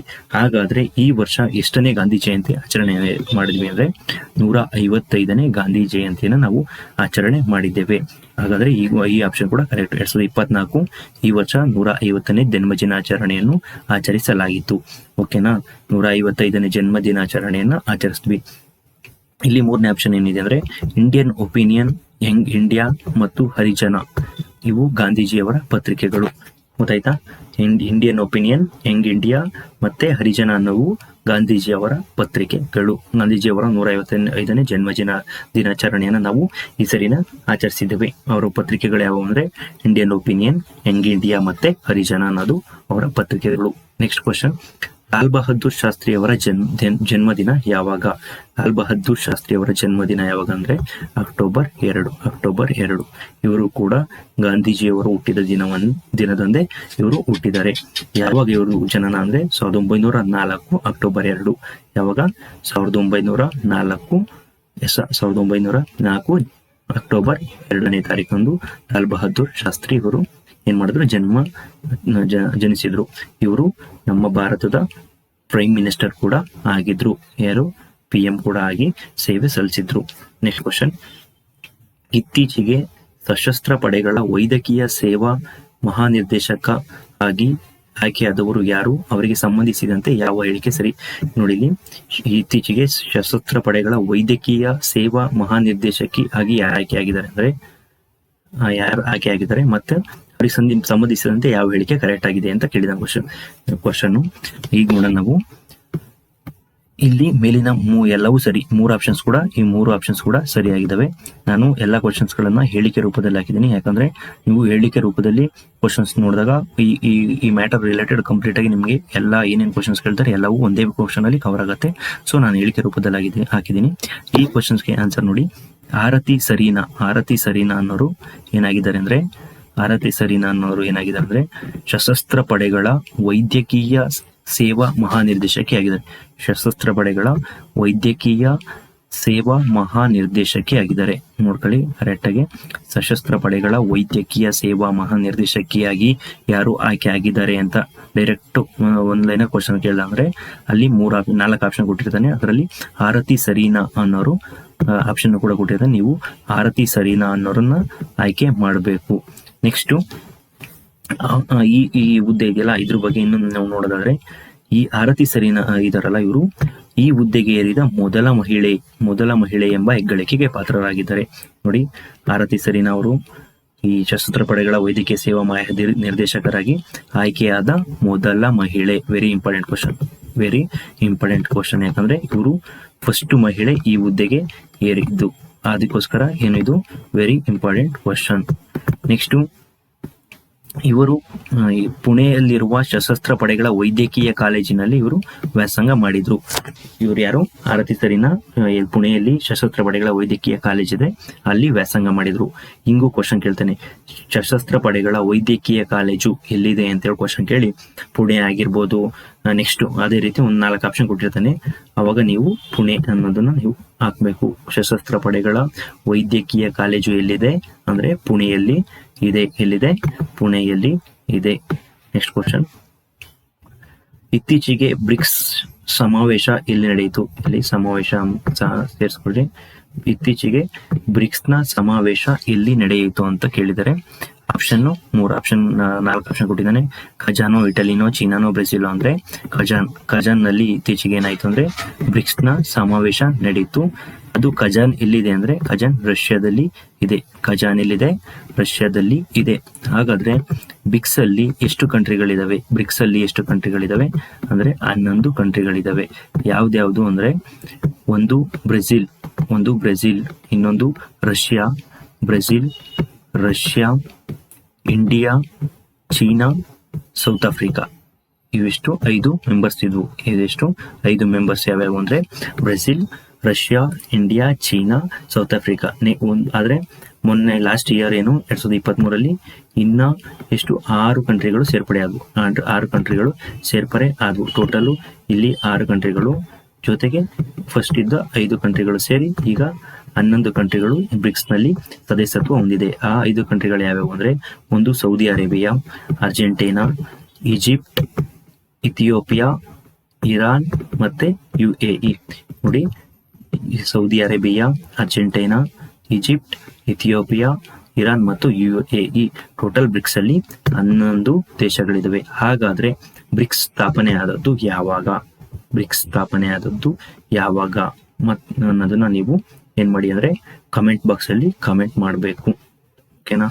ನೆಕ್ಸ್ಟ್ ಕ್ವಶನ್, ಅತ್ಯುತ್ತಮ ಹೆರಿಟೇಜ್ ಟೂರಿಸಂ ವಿಲೇಜ್ ಅವಾರ್ಡ್ 2024 ಪಡೆದುಕೊಂಡ ಆಂಡ್ರೋ ವಿಲೇಜ್ ಯಾವ ರಾಜ್ಯದಲ್ಲಿದೆ? ಅಂದ್ರೆ 2024 ಅತ್ಯುತ್ತಮ ಹೆರಿಟೇಜ್ ಟೂರಿಸಂ ವಿಲೇಜ್ ಅವಾರ್ಡ್ ಅನ್ನ ಯಾರಿಗೆ ಅಂದ್ರೆ ಆಂಡ್ರೋ ಅನ್ನೋ ಒಂದು ವಿಲೇಜಿಗೆ ಕೊಟ್ಟಿದ್ದಾರೆ. ಆ ವಿಲೇಜು ಯಾವ ರಾಜ್ಯದಲ್ಲಿದೆ ಅಂತ ಕೇಳಿದ್ದಾರೆ. ನೋಡಿ ಇಲ್ಲಿ, best tourism village competition 2024, best tourism village competition 2024 winner ಯಾರು ಅಂದ್ರೆ ಅದು ಆಂಡ್ರೋ ವಿಲೇಜ್. ಆಂಡ್ರೋ ಅನ್ನೋ ಒಂದು ಹಳ್ಳಿ ಇದೆ, ಆ ಹಳ್ಳಿಗೆ ಬೆಸ್ಟ್ ಟೂರಿಸಂ ವಿಲೇಜ್ ಅಂತ ಅವಾರ್ಡ್ನ ಕೊಟ್ಟಿದ್ದಾರೆ. ಅದು ಬೆಸ್ಟ್ ಟೂರಿಸಂ ಹಳ್ಳಿ ಅಂತ ಯಾವ ಹಳ್ಳಿ ಕೊಟ್ಟಿದ್ದಾರೆ ಅಂದ್ರೆ ಆಂಡ್ರೋ ಅನ್ನೋ ಒಂದು ಹಳ್ಳಿಗೆ ಕೊಟ್ಟಿದ್ದಾರೆ. ಹಾಗಾದ್ರೆ ಆ ಆಂಡ್ರೋ ಹಳ್ಳಿ ಎಲ್ಲಿದೆ ಅಂದ್ರೆ ಆ ಆಂಡ್ರೋ ಹಳ್ಳಿ ಮಣಿಪುರದಲ್ಲಿ ಇದೆ. ಎಲ್ಲಿದೆ ಅಂದ್ರೆ ಮಣಿಪುರದಲ್ಲಿ ಇದೆ. ಅತ್ಯುತ್ತಮ ಹೆರಿಟೇಜ್ ಟೂರಿಸಂ ವಿಲೇಜ್ ಅವಾರ್ಡ್ 2024 ಯಾರಿಗೆ ಕೊಟ್ಟಿದ್ದಾರೆ ಅಂದ್ರೆ ಆಂಡ್ರೋ ಅನ್ನೋ ಒಂದು ಹಳ್ಳಿಗೆ ಕೊಟ್ಟಿದ್ದಾರೆ. ಆ ಆಂಡ್ರೋ ಹಳ್ಳಿ ಎಲ್ಲಿದೆ ಅಂದ್ರೆ ಮಣಿಪುರದಲ್ಲಿ ಇದೆ. ನೆಕ್ಸ್ಟ್ ಕ್ವಶನ್, ಇತ್ತೀಚೆಗೆ ಸುದ್ದಿಯಲ್ಲಿರುವ ತ್ರೀ ಗೋರ್ಜಸ್ ಅಣೆಕಟ್ಟು ಎಲ್ಲಿದೆ ಅಂತ ಕೇಳಿದ್ದಾರೆ. ತ್ರೀ ಗೋರ್ಜಸ್ ಅಣೆಕಟ್ಟು ಎಲ್ಲಿದೆ ಅಂತ ಕ್ವಶನ್ ಕೇಳಿದ್ದಾನೆ. ಇದಕ್ಕೆ ಆನ್ಸರ್ ಡೈರೆಕ್ಟ್ ಆಗಿ ನೋಡಿದ್ರೆ ಇದು ಚೀನಾದಲ್ಲಿ ಇದೆ. ಎಲ್ಲಿದೆ ಅಂದ್ರೆ ಚೀನಾದಲ್ಲಿದೆ. ಯಾವ ನದಿಗೆ ಇದೆ ಅಂದ್ರೆ ಯಾಂಗ್ಸೆ ಅನ್ನೋ ಒಂದು ನದಿ ಇದೆ, ಅದಕ್ಕೆ ತ್ರೀ ಗೋರ್ಜಸ್ ಅಂತ ಅಣೆಕಟ್ಟನ್ನ ಕಟ್ಟಿದ್ದಾರೆ. ಯಾಂಗ್ಸೆ ಅನ್ನೋ ಒಂದು ನದಿಗೆ ಚೀನಾದಲ್ಲಿ ತ್ರೀ ಗೋರ್ಜಸ್ ಅಂತ ಅಣೆಕಟ್ಟನ್ನು ಕೂಡ ಕೇಳಿದ್ದಾರೆ. ಈ ತರನು ಕೂಡ ಕ್ವಶನ್ಸ್ ಗಳನ್ನ ನಮ್ಗೆ ಎಕ್ಸಾಮ್ಸ್ ಗಳಲ್ಲಿ ಆಗ್ತವೆ. ಡಿಫ್ರೆಂಟ್ ಇರೋ ಕ್ವಶನ್ಸ್ ಗಳನ್ನ ಹಾಕ್ತಾರೆ. ನೆಕ್ಸ್ಟ್, ಅಮೆರಿಕ ಮತ್ತು ಭಾರತ ನೇತೃತ್ವದ ಬಹುರಾಷ್ಟ್ರೀಯ ಸಮರಾಭ್ಯಾಸಕ್ಕೆ ಸಂಬಂಧಿಸಿದಂತೆ ಯಾವ ಹೇಳಿಕೆ ಸರಿ ಆಗಿದೆ ಅಂತ ಹೇಳಿದ್ರೆ, ಅಮೆರಿಕ ಮತ್ತೆ ಭಾರತದ ನಡುವೆ ಈಗ ಬಹುರಾಷ್ಟ್ರೀಯ ಸಮರಾಭ್ಯಾಸ ಇತ್ತೀಚೆಗೆ ನಡೆದಿದೆ. ಯಾರ್ಯಾರ ಜೊತೆ ಅಂದ್ರೆ ಅಮೆರಿಕ ಮತ್ತೆ ಭಾರತದ ನಡುವೆ ಏನಾಗಿದೆ ಅಂದ್ರೆ ಬಹುರಾಷ್ಟ್ರೀಯ ಸಮರಾಭ್ಯಾಸ ನಡೆದಿದೆ. ಬಹುರಾಷ್ಟ್ರೀಯ ಸಮರಾಭ್ಯಾಸ ನಡೆದಿದೆ. ಅದಕ್ಕೆ ಸಂಬಂಧಪಟ್ಟಂತೆ ಈ ಕೆಳಗಿನಗಳಲ್ಲಿ ಯಾವ ಹೇಳಿಕೆ ಕರೆಕ್ಟ್ ಅಂದ್ರೆ ಇಲ್ಲಿ ಮೂರು ಹೇಳಿಕೆ ಕೊಟ್ಟಿದ್ದೀನಿ, ಮೂರು ಕೂಡ ಕರೆಕ್ಟ್ ಆಗಿದ್ದಾವೆ. ಹಾಗಾದ್ರೆ ಏನ್ ಅವು ಅಂತ ನೋಡೋಣ. ಇದಿದೆಯಲ್ಲ, ಈ ಬಹುರಾಷ್ಟ್ರೀಯ ಸಮರಾಭ್ಯಾಸ ಎಲ್ಲಿ ನಡೀತು ಅಂದ್ರೆ ಅಲಾಸ್ಕಾದಲ್ಲಿ ನಡೀತು. ಇದು ಅಮೆರಿಕದ ನೇತೃತ್ವದಲ್ಲಿ ಈ ಸಮರಾಭ್ಯಾಸ ಎಲ್ಲಿ ನಡೀತು ಅಂದ್ರೆ ಅಲಾಸ್ಕಾದಲ್ಲಿ ನಡೀತು. ಇಲ್ಲಿ ನಮ್ಮ ಭಾರತದಿಂದ ವಾಯುಪಡೆ ಮತ್ತೆ ನೌಕಾಪಡೆ ಎರಡು ಕೂಡ ಪಾರ್ಟಿಸಿಪೇಟ್ ಮಾಡಿದ್ವು. ವಾಯುಪಡೆ ಮತ್ತೆ ನೌಕಾಪಡೆ. ವಾಯುಪಡೆ ಸಮರಾಭ್ಯಾಸವನ್ನು ಏನಂತ ಅಂದ್ರು ಅಂದ್ರೆ ರೆಡ್ ಫ್ಲಾಗ್ ಸಮರಾಭ್ಯಾಸ ಅಂತ ಮೆನ್ಷನ್ ಮಾಡಿದ್ರು. ಏನಂದ್ರೆ ರೆಡ್ ಫ್ಲಾಗ್ ಸಮರಾಭ್ಯಾಸ. ಅದೇ ರೀತಿ ನೌಕಾಪಡೆಯ ಸಮರಾಭ್ಯಾಸವನ್ನು ರಿಮ್ ಪ್ಯಾಕ್ ಸಮರಾಭ್ಯಾಸ ಅಂತ ಏನ್ ಮಾಡಿದ್ರು ಅಂದ್ರೆ ಹೆಸರನ್ನ ನೀಡಿದ್ರು. ರಿಮ್ ಪ್ಯಾಕ್ ಅಂದ್ರೆ ರಿಮ್ ಆಫ್ ಪೆಸಿಫಿಕ್ ಎಕ್ಸರ್ಸೈಸ್ ಅಂತ. ರಿಮ್ ಆಫ್ ಪೆಸಿಫಿಕ್ ಎಕ್ಸರ್ಸೈಸ್ ಅಂತ. ಇಲ್ಲಿ ನೋಡಿ, ಅಮೆರಿಕ ಮತ್ತು ಭಾರತದ ನೇತೃತ್ವದಲ್ಲಿ ಬಹುರಾಷ್ಟ್ರೀಯ ಸಮರಾಭ್ಯಾಸ ನಡೀತು. ಅದು ಯಾರ ನೇತೃತ್ವದಲ್ಲಿ ಅಂದ್ರೆ ಅಲಾಸ್ಕಾದಲ್ಲಿ ಅಮೆರಿಕದ ನೇತೃತ್ವದಲ್ಲಿ ನಡೀತು. ಭಾರತದಿಂದ ವಾಯುಪಡೆ ಮತ್ತು ನೌಕಾಪಡೆ ಎರಡು ಪಾರ್ಟಿಸಿಪೇಟ್ ಮಾಡಿದ್ರು. ವಾಯುಪಡೆಯ ಸಮರಾಭ್ಯಾಸವನ್ನ ರೆಡ್ ಫ್ಲಾಗ್ ಅಂತ ಕರೆದ್ರು. ಅದೇ ರೀತಿ ನೌಕಾಪಡೆಯ ಸಮರಾಭ್ಯಾಸವನ್ನ ರಿಮ್ ಪ್ಯಾಕ್ ಅಂತ ಕರೆದ್ರು. ರಿಮ್ ಪ್ಯಾಕ್ ಅಂದ್ರೆ ಏನು ಅಂದ್ರೆ ರಿಮ್ ಆಫ್ ಪೆಸಿಫಿಕ್ ಎಕ್ಸರ್ಸೈಸ್ ಅಂತ. ಈಗ ಕೆಲವು ಪೇಪರ್ ಅಲ್ಲಿ ಏನಂತ ಹೇಳ್ಬೋದು, ರೆಡ್ ಫ್ಲಾಗ್ ಸಮರಾಭ್ಯಾಸ ಯಾವುದಕ್ಕೆ ಸಂಬಂಧಿಸಿದೆ ಅಂದ್ರೆ ವಾಯುಪಡೆಗೆ ಸಂಬಂಧಿಸಿದೆ. ರಿಮ್ ಪ್ಯಾಕ್ ಯಾವುದಕ್ಕೆ ಅಂದ್ರೆ ನೌಕಾಪಡೆಗೆ ಸಂಬಂಧಿಸಿದೆ. ರೆಡ್ ಫ್ಲಾಗ್ ಮತ್ತು ರಿಮ್ ಪ್ಯಾಕ್ ಸಮರಾಭ್ಯಾಸಗಳು ಯಾವ ದೇಶಗಳ ನಡುವೆ ನಡೆಯಿತು ಅಂದ್ರೆ ಅದು ಭಾರತ ಮತ್ತೆ ಅಮೆರಿಕದ ನಡುವೆ ನಡೆಯಿತು. ಎಲ್ಲ ಕ್ವಶನ್ಸ್ಗೆ ಆನ್ಸರ್ನ ನಾನು ಹೇಳಿದ್ದೀನಿ. ನೆಕ್ಸ್ಟ್ ಕ್ವಶನ್, ಭಾರತೀಯ ಭೂಸೇನೆ ತಮ್ಮ ವಾಹನಗಳಿಗೆ ಪರಿಸರ ಸ್ನೇಹಿ ಇಂಧನಗಳನ್ನು ಬಳಸಲು ಯಾವ ಕಂಪನಿಯೊಂದಿಗೆ ಒಪ್ಪಂದ ಮಾಡಿಕೊಂಡಿದೆ? ಭಾರತೀಯ ಭೂಸೇನೆ ಏನ್ ಮಾಡಿದೆ ಅಂದ್ರೆ ತಮ್ಮ ವಾಹನಗಳಿಗೆ ಪರಿಸರ ಸ್ನೇಹಿ ಇಂಧನಗಳನ್ನು ಬಳಸೋಕ್ಕೋಸ್ಕರ ಒಂದು ಕಂಪ್ನಿ ಜೊತೆ ಒಪ್ಪಂದ ಮಾಡ್ಕೊಂಡಿದೆ. ಅದು ಯಾವ ಕಂಪ್ನಿ ಅಂತ ಹೇಳಿದ್ದಾರೆ. ಪರಿಸರ ಸ್ನೇಹಿ ಇಂಧನಗಳನ್ನು ಬಳಸಲು ಭಾರತೀಯ ಭೂಸೇನೆ ಯಾವ್ದ್ರ ಜೊತೆ ಏನಾಗಿದೆ ಅಂದ್ರೆ ಒಪ್ಪಂದ ಮಾಡ್ಕೊಂಡಿದೆ ಅಂದ್ರೆ ಅದು ಇಂಡಿಯನ್ ಆಯಿಲ್ ಕಾರ್ಪೊರೇಷನ್ ಜೊತೆ ಒಪ್ಪಂದ ಮಾಡ್ಕೊಂಡಿದೆ. ಹಾಗಾದ್ರೆ Indian oil corporation head quarters ಎಲ್ಲಿದೆ, ಕೇಂದ್ರ ಕಚೇರಿ ಎಲ್ಲಿದೆ ಅನ್ನೋದನ್ನ ನೀವು ಕಾಮೆಂಟ್ ಬಾಕ್ಸ್ ಅಲ್ಲಿ ಮೆನ್ಷನ್ ಮಾಡಬೇಕು. ಕಾಮೆಂಟ್ ಬಾಕ್ಸ್ ಅಲ್ಲಿ Indian oil corporation head quarters ಎಲ್ಲಿದೆ ಅನ್ನೋದನ್ನು ಕೂಡ ನೀವು ಮೆನ್ಷನ್ ಮಾಡಬೇಕು. ನೆಕ್ಸ್ಟ್ ಕ್ವಶನ್, ಮಿಷನ್ ಅಮೃತ್ ಯೋಜನೆಗೆ ಸಂಬಂಧಿಸಿದಂತೆ ಯಾವ ಹೇಳಿಕೆ ಕರೆಕ್ಟ್ ಆಗಿದೆ ಅಂತ ಕೇಳಿದೆ. ಮಿಷನ್ ಅಮೃತ್ ಅನ್ನೋ ಒಂದು ಯೋಜನೆಯನ್ನು ಕೇಂದ್ರ ಸರ್ಕಾರ ಏನ್ ಮಾಡಿದೆ ಅಂದ್ರೆ ಇತ್ತೀಚೆಗೆ ಲಾಂಚ್ ಮಾಡಿದೆ. ಮಿಷನ್ ಅಮೃತ್ ಪ್ರೋಗ್ರಾಮ್ ಯೋಜನೆ ಅಂತ ಒಂದು ಪ್ರೋಗ್ರಾಮ್ನ ಲಾಂಚ್ ಮಾಡಿದೆ. ಅದಕ್ಕೆ ಸಂಬಂಧಿಸಿದಂತೆ ಯಾವ ಹೇಳಿಕೆಗಳು ಕರೆಕ್ಟ್ ಆಗಿದೆ ಅಂದ್ರೆ ಇಲ್ಲಿ ಏನ್ ಮಾಡಿದೀನಿ ಅಂದ್ರೆ ಇಲ್ಲಿ ಇದು ರಾಂಗ್ ಆಗಿದೆ. ಇಲ್ಲಿ ಎರಡು ಇದು ಕೊಟ್ಟಿದ್ದೀನಿ ಆಪ್ಷನ್ಸ್, ಇವೆರಡು ಕೂಡ ರೈಟ್ ಆಗಿದೆ. ಇವರು ನೋಡ್ಕೊಳ್ಳಿ, ಮಿಷನ್ ಅಮೃತ್ ಏನು ಅಂದ್ರೆ ಇದು ದೇಶದಾದ್ಯಂತ ನಗರ ಪ್ರದೇಶಗಳ ಸ್ವಚ್ಛತೆ ಮತ್ತು ನೈರ್ಮಲ್ಯಕ್ಕೆ ಒತ್ತು ನೀಡುವ ಯೋಜನೆ. ಅಂದ್ರೆ ದೇಶದಾದ್ಯಂತ ಅಂದ್ರೆ ಭಾರತದಾದ್ಯಂತ ನಗರ ಪ್ರದೇಶಗಳಲ್ಲಿ ಸ್ವಚ್ಛತೆ ಮತ್ತು ನೈರ್ಮಲ್ಯಕ್ಕೆ ಒತ್ತು ನೀಡುವ ಯೋಜನೆ. ಈ ನಗರಗಳಿರ್ತಾವಲ್ಲ, ರೂರಲ್ ಅಲ್ಲ, ಅರ್ಬನ್ ನಲ್ಲಿ ಏನ್ ಮಾಡೋದು ಅಂದ್ರೆ ಸ್ವಚ್ಛತೆ ಮತ್ತೆ ನೈರ್ಮಲ್ಯತೆಗೆ ಒತ್ತು ನೀಡುವ ಯೋಜನೆ ಯಾವುದು ಅಂದ್ರೆ ಮಿಷನ್ ಅಮೃತ್ ಅನ್ನೋದು ಅರ್ಬನ್ ಈ ಸಿಟಿಗಳಲ್ಲಿ, ರೂರಲ್ ಅಲ್ಲ, ಅದು ಎಲ್ಲಿ ಭಾರತದಾದ್ಯಂತ ಸಿಟಿಗಳಲ್ಲಿ ಸ್ವಚ್ಛತೆ ಮತ್ತೆ ನೈರ್ಮಲ್ಯಕ್ಕೆ ಕಾಪಾಡುವ ಒಂದು ಯೋಜನೆಗೆ ಮಿಷನ್ ಅಮೃತ್. ಇದನ್ನು ಯಾರು ಉದ್ಘಾಟಿಸಿದ್ರು ಅಂದ್ರೆ ಮೋದಿ ಅವರು ದಿಲ್ಲಿಯಲ್ಲಿ ಉದ್ಘಾಟನೆ ಮಾಡಿದ್ರು. ನರೇಂದ್ರ ಮೋದಿ ಅವರು ನವದೆಹಲಿಯಲ್ಲಿ ಏನ್ ಮಾಡ್ತಾರೆ ಅಂದ್ರೆ ಉದ್ಘಾಟನೆಯನ್ನ ಮಾಡ್ತಾರೆ. ನೆಕ್ಸ್ಟ್ ಕ್ವಶನ್, ಎಥನಾಲ್ ಉತ್ಪಾದನೆಯಲ್ಲಿ ಭಾರತದ ಸ್ಥಾನ ಎಷ್ಟು ಅಂತ ಇದೆ. ಎಥನಾಲ್ ಉತ್ಪಾದನೆಯಲ್ಲಿ ಭಾರತದ ಸ್ಥಾನ ಎಷ್ಟು ಅಂದ್ರೆ ಮೂರನೇ ಸ್ಥಾನ. ಎಥನಾಲ್ ಉತ್ಪಾದನೆಯಲ್ಲಿ ಭಾರತದ ಸ್ಥಾನ ಎಷ್ಟು ಅಂದ್ರೆ ಮೂರು. ಅದೇ ರೀತಿ ಎಥನಾಲ್ ಉತ್ಪಾದನೆಯಲ್ಲಿ ಫಸ್ಟ್ ಪ್ಲೇಸ್ ಇರೋ ಯಾವುದು ಕಂಟ್ರಿ ಅನ್ನೋದನ್ನ ನೀವು ಏನ್ ಮಾಡಬೇಕು ಅಂದ್ರೆ ಕಮೆಂಟ್ ಬಾಕ್ಸ್ ಅಲ್ಲಿ ಗೂಗಲ್ ಅಲ್ಲಿ ಸರ್ಚ್ ಮಾಡಿ ಹಾಕ್ಬೇಕು. ಯಾಕಂದ್ರೆ ನೀವು ಸರ್ಚ್ ಮಾಡೋದ್ರಿಂದ ನಿಮ್ಗೆ ಕ್ವಶನ್ಸ್ಗಳು ಮರ್ತೋಗಲ್ಲ, ಪರ್ಮನೆಂಟ್ ಮೆಮೊರಿಯಲ್ಲಿ ಹೋಗಿರ್ತವೆ. ಸೊ ನಾನು ಯಾವುದೇ ಕ್ವಶನ್ ನ ಕಮೆಂಟ್ ಮಾಡಿ ಅಂತ ಹೇಳ್ತಿದ್ದೀನಿ, ಅವನ್ನ ದಯವಿಟ್ಟು ಕಮೆಂಟ್ ಮಾಡಿ. ಯಾಕಂದ್ರೆ ಅವು ನಿಮ್ಗೆ ಯಾವಾಗ್ಲೂ ನೆನಪಲ್ಲಿ ಉಳಿತವೆ. ಕಮೆಂಟ್ ಮಾಡಿದ್ದ ಕ್ವಶನ್ಸ್ ಆನ್ಸರ್ಗಳು ನೆನಪಲ್ಲಿ ಉಳಿತವೆ. ನೆಕ್ಸ್ಟ್ ಕ್ವಶನ್, ರಾಜ್ಯ ಸಂಗೀತ ವಿದ್ವಾನ್ ಪ್ರಶಸ್ತಿಗೆ ಸಂಬಂಧಿಸಿದಂತೆ ಯಾವ ಹೇಳಿಕೆ ಸರಿಯಾಗಿದೆ. ರಾಜ್ಯ ಸಂಗೀತ ವಿದ್ವಾನ್ ಪ್ರಶಸ್ತಿಗೆ ಸಂಬಂಧಿಸಿದಂತೆ ಯಾವ ಹೇಳಿಕೆ ಸರಿಯಾಗಿದೆ. ಇಲ್ಲಿ ರಾಜ್ಯ ಸಂಗೀತ ವಿದ್ವಾನ್ ಪ್ರಶಸ್ತಿಯನ್ನ ಕೊಟ್ಟಿದ್ದಾರೆ. ಅದು ಕೊಟ್ಟಿರೋ ಪ್ರಶಸ್ತಿಯ ಬಗ್ಗೆ ನೋಡೋಣ. ಇಲ್ಲಿ ನಾನು 4 ಆಪ್ಷನ್ ಕೊಟ್ಟಿದ್ದೇನೆ. ಅದರಲ್ಲಿ 3 ಆಪ್ಷನ್ಸ್ ಕರೆಕ್ಟ್ ಆಗಿರೋ ಆಪ್ಷನ್ಸ್ ಗಳನ್ನ ಕೊಟ್ಟಿದ್ದೀನಿ. ಅವು ಏನೇನು ನೋಡೋಣ. ರಾಜ್ಯ ಸಂಗೀತ ವಿದ್ವಾನ್ ಪ್ರಶಸ್ತಿಯನ್ನ ಯಾರು ನೀಡ್ತಾರೆ ಅಂದ್ರೆ ಕರ್ನಾಟಕ ಸರ್ಕಾರ ವರ್ಷ ನೀಡ್ತಾರೆ. ಯಾರು? ಕರ್ನಾಟಕ ಸರ್ಕಾರ ವರ್ಷ ರಾಜ್ಯ ಸಂಗೀತ ವಿದ್ವಾನ್ ಪ್ರಶಸ್ತಿಯನ್ನ ಕೊಡ್ತಾರೆ. ಈ ಸರಿ ಯಾರಿಗೆ ಕೊಟ್ಟಿದ್ದಾರೆ ಅಂದ್ರೆ ಪಂಡಿತ್ ಬಸವರಾಜ್ ಅವರಿಗೆ ಕೊಟ್ಟಿದ್ದಾರೆ. ಇವ್ರು ಯಾರು ಅಂದ್ರೆ ಶಹನಾಯಿ ವಾದಕ ಪಂಡಿತ್ ಬಸವರಾಜ್ ಅವರಿಗೆ ಕರ್ನಾಟಕ ಸರ್ಕಾರ ನೀಡುವ ರಾಜ್ಯ ಸಂಗೀತ ವಿದ್ವಾನ್ ಪ್ರಶಸ್ತಿ ಈ ಸರಿ ಲಭಿಸಿದೆ. ಈ ಪ್ರಶಸ್ತಿಯನ್ನ ನೀಡೋ ಇಲಾಖೆ ಯಾವುದು ಅಂದ್ರೆ ಕನ್ನಡ ಮತ್ತು ಸಂಸ್ಕೃತ ಇಲಾಖೆ. ಈ ಪ್ರಶಸ್ತಿಯ ಮೊತ್ತ ಎಷ್ಟಿರುತ್ತೆ ಅಂದ್ರೆ 5 ಲಕ್ಷ ಮೊತ್ತ ಇರುತ್ತೆ. ನೋಡಿ ಇಲ್ಲಿ ಈ ಸರಿ ಏನಾಗಿದೆ ಅಂದ್ರೆ ಪಂಡಿತ್ ಬಸವರಾಜ್ ಇವರು ಏನಂದ್ರೆ ಶಹನಾಯಿ ವಾದಕ. ಇವರು ಕರ್ನಾಟಕ ಸರ್ಕಾರ ನೀಡೋ ರಾಜ್ಯ ಸಂಗೀತ ವಿದ್ವಾನ್ ಪ್ರಶಸ್ತಿಯನ್ನು ಪಡ್ಕೊಂಡಿದ್ದಾರೆ. ಈ ಪ್ರಶಸ್ತಿಯನ್ನು ನೀಡೋರು ಯಾರು ಅಂದ್ರೆ ಕನ್ನಡ ಮತ್ತು ಸಂಸ್ಕೃತ ಇಲಾಖೆ ಈ ಪ್ರಶಸ್ತಿಯನ್ನು ನೀಡುತ್ತೆ. ಈ ಪ್ರಶಸ್ತಿಯ ಒಟ್ಟು ಮೊತ್ತ ಎಷ್ಟು ಅಂದ್ರೆ 5 ಲಕ್ಷ ರೂಪಾಯಿ ಜೊತೆಗೆ ಒಂದು ಸರ್ಟಿಫಿಕೇಶನ್ ಕೂಡ ಕೊಡ್ತಾರೆ. ನೆಕ್ಸ್ಟ್ ಕ್ವಶನ್, PM ಇಂಟರ್ನ್ಶಿಪ್ ಯೋಜನೆಗೆ ಸಂಬಂಧಿಸಿದಂತೆ ಯಾವ ಹೇಳಿಕೆ ಸರಿಯಾಗಿದೆ ಅಂತ ಕೇಳಿದೆ. PM ಇಂಟರ್ನ್ಶಿಪ್ ಯೋಜನೆಗೆ ಸಂಬಂಧಿಸಿದಂತೆ ಯಾವ ಹೇಳಿಕೆ ಸರಿಯಾಗಿದೆ ಅಂತ ಕೇಳಿದಾನೆ.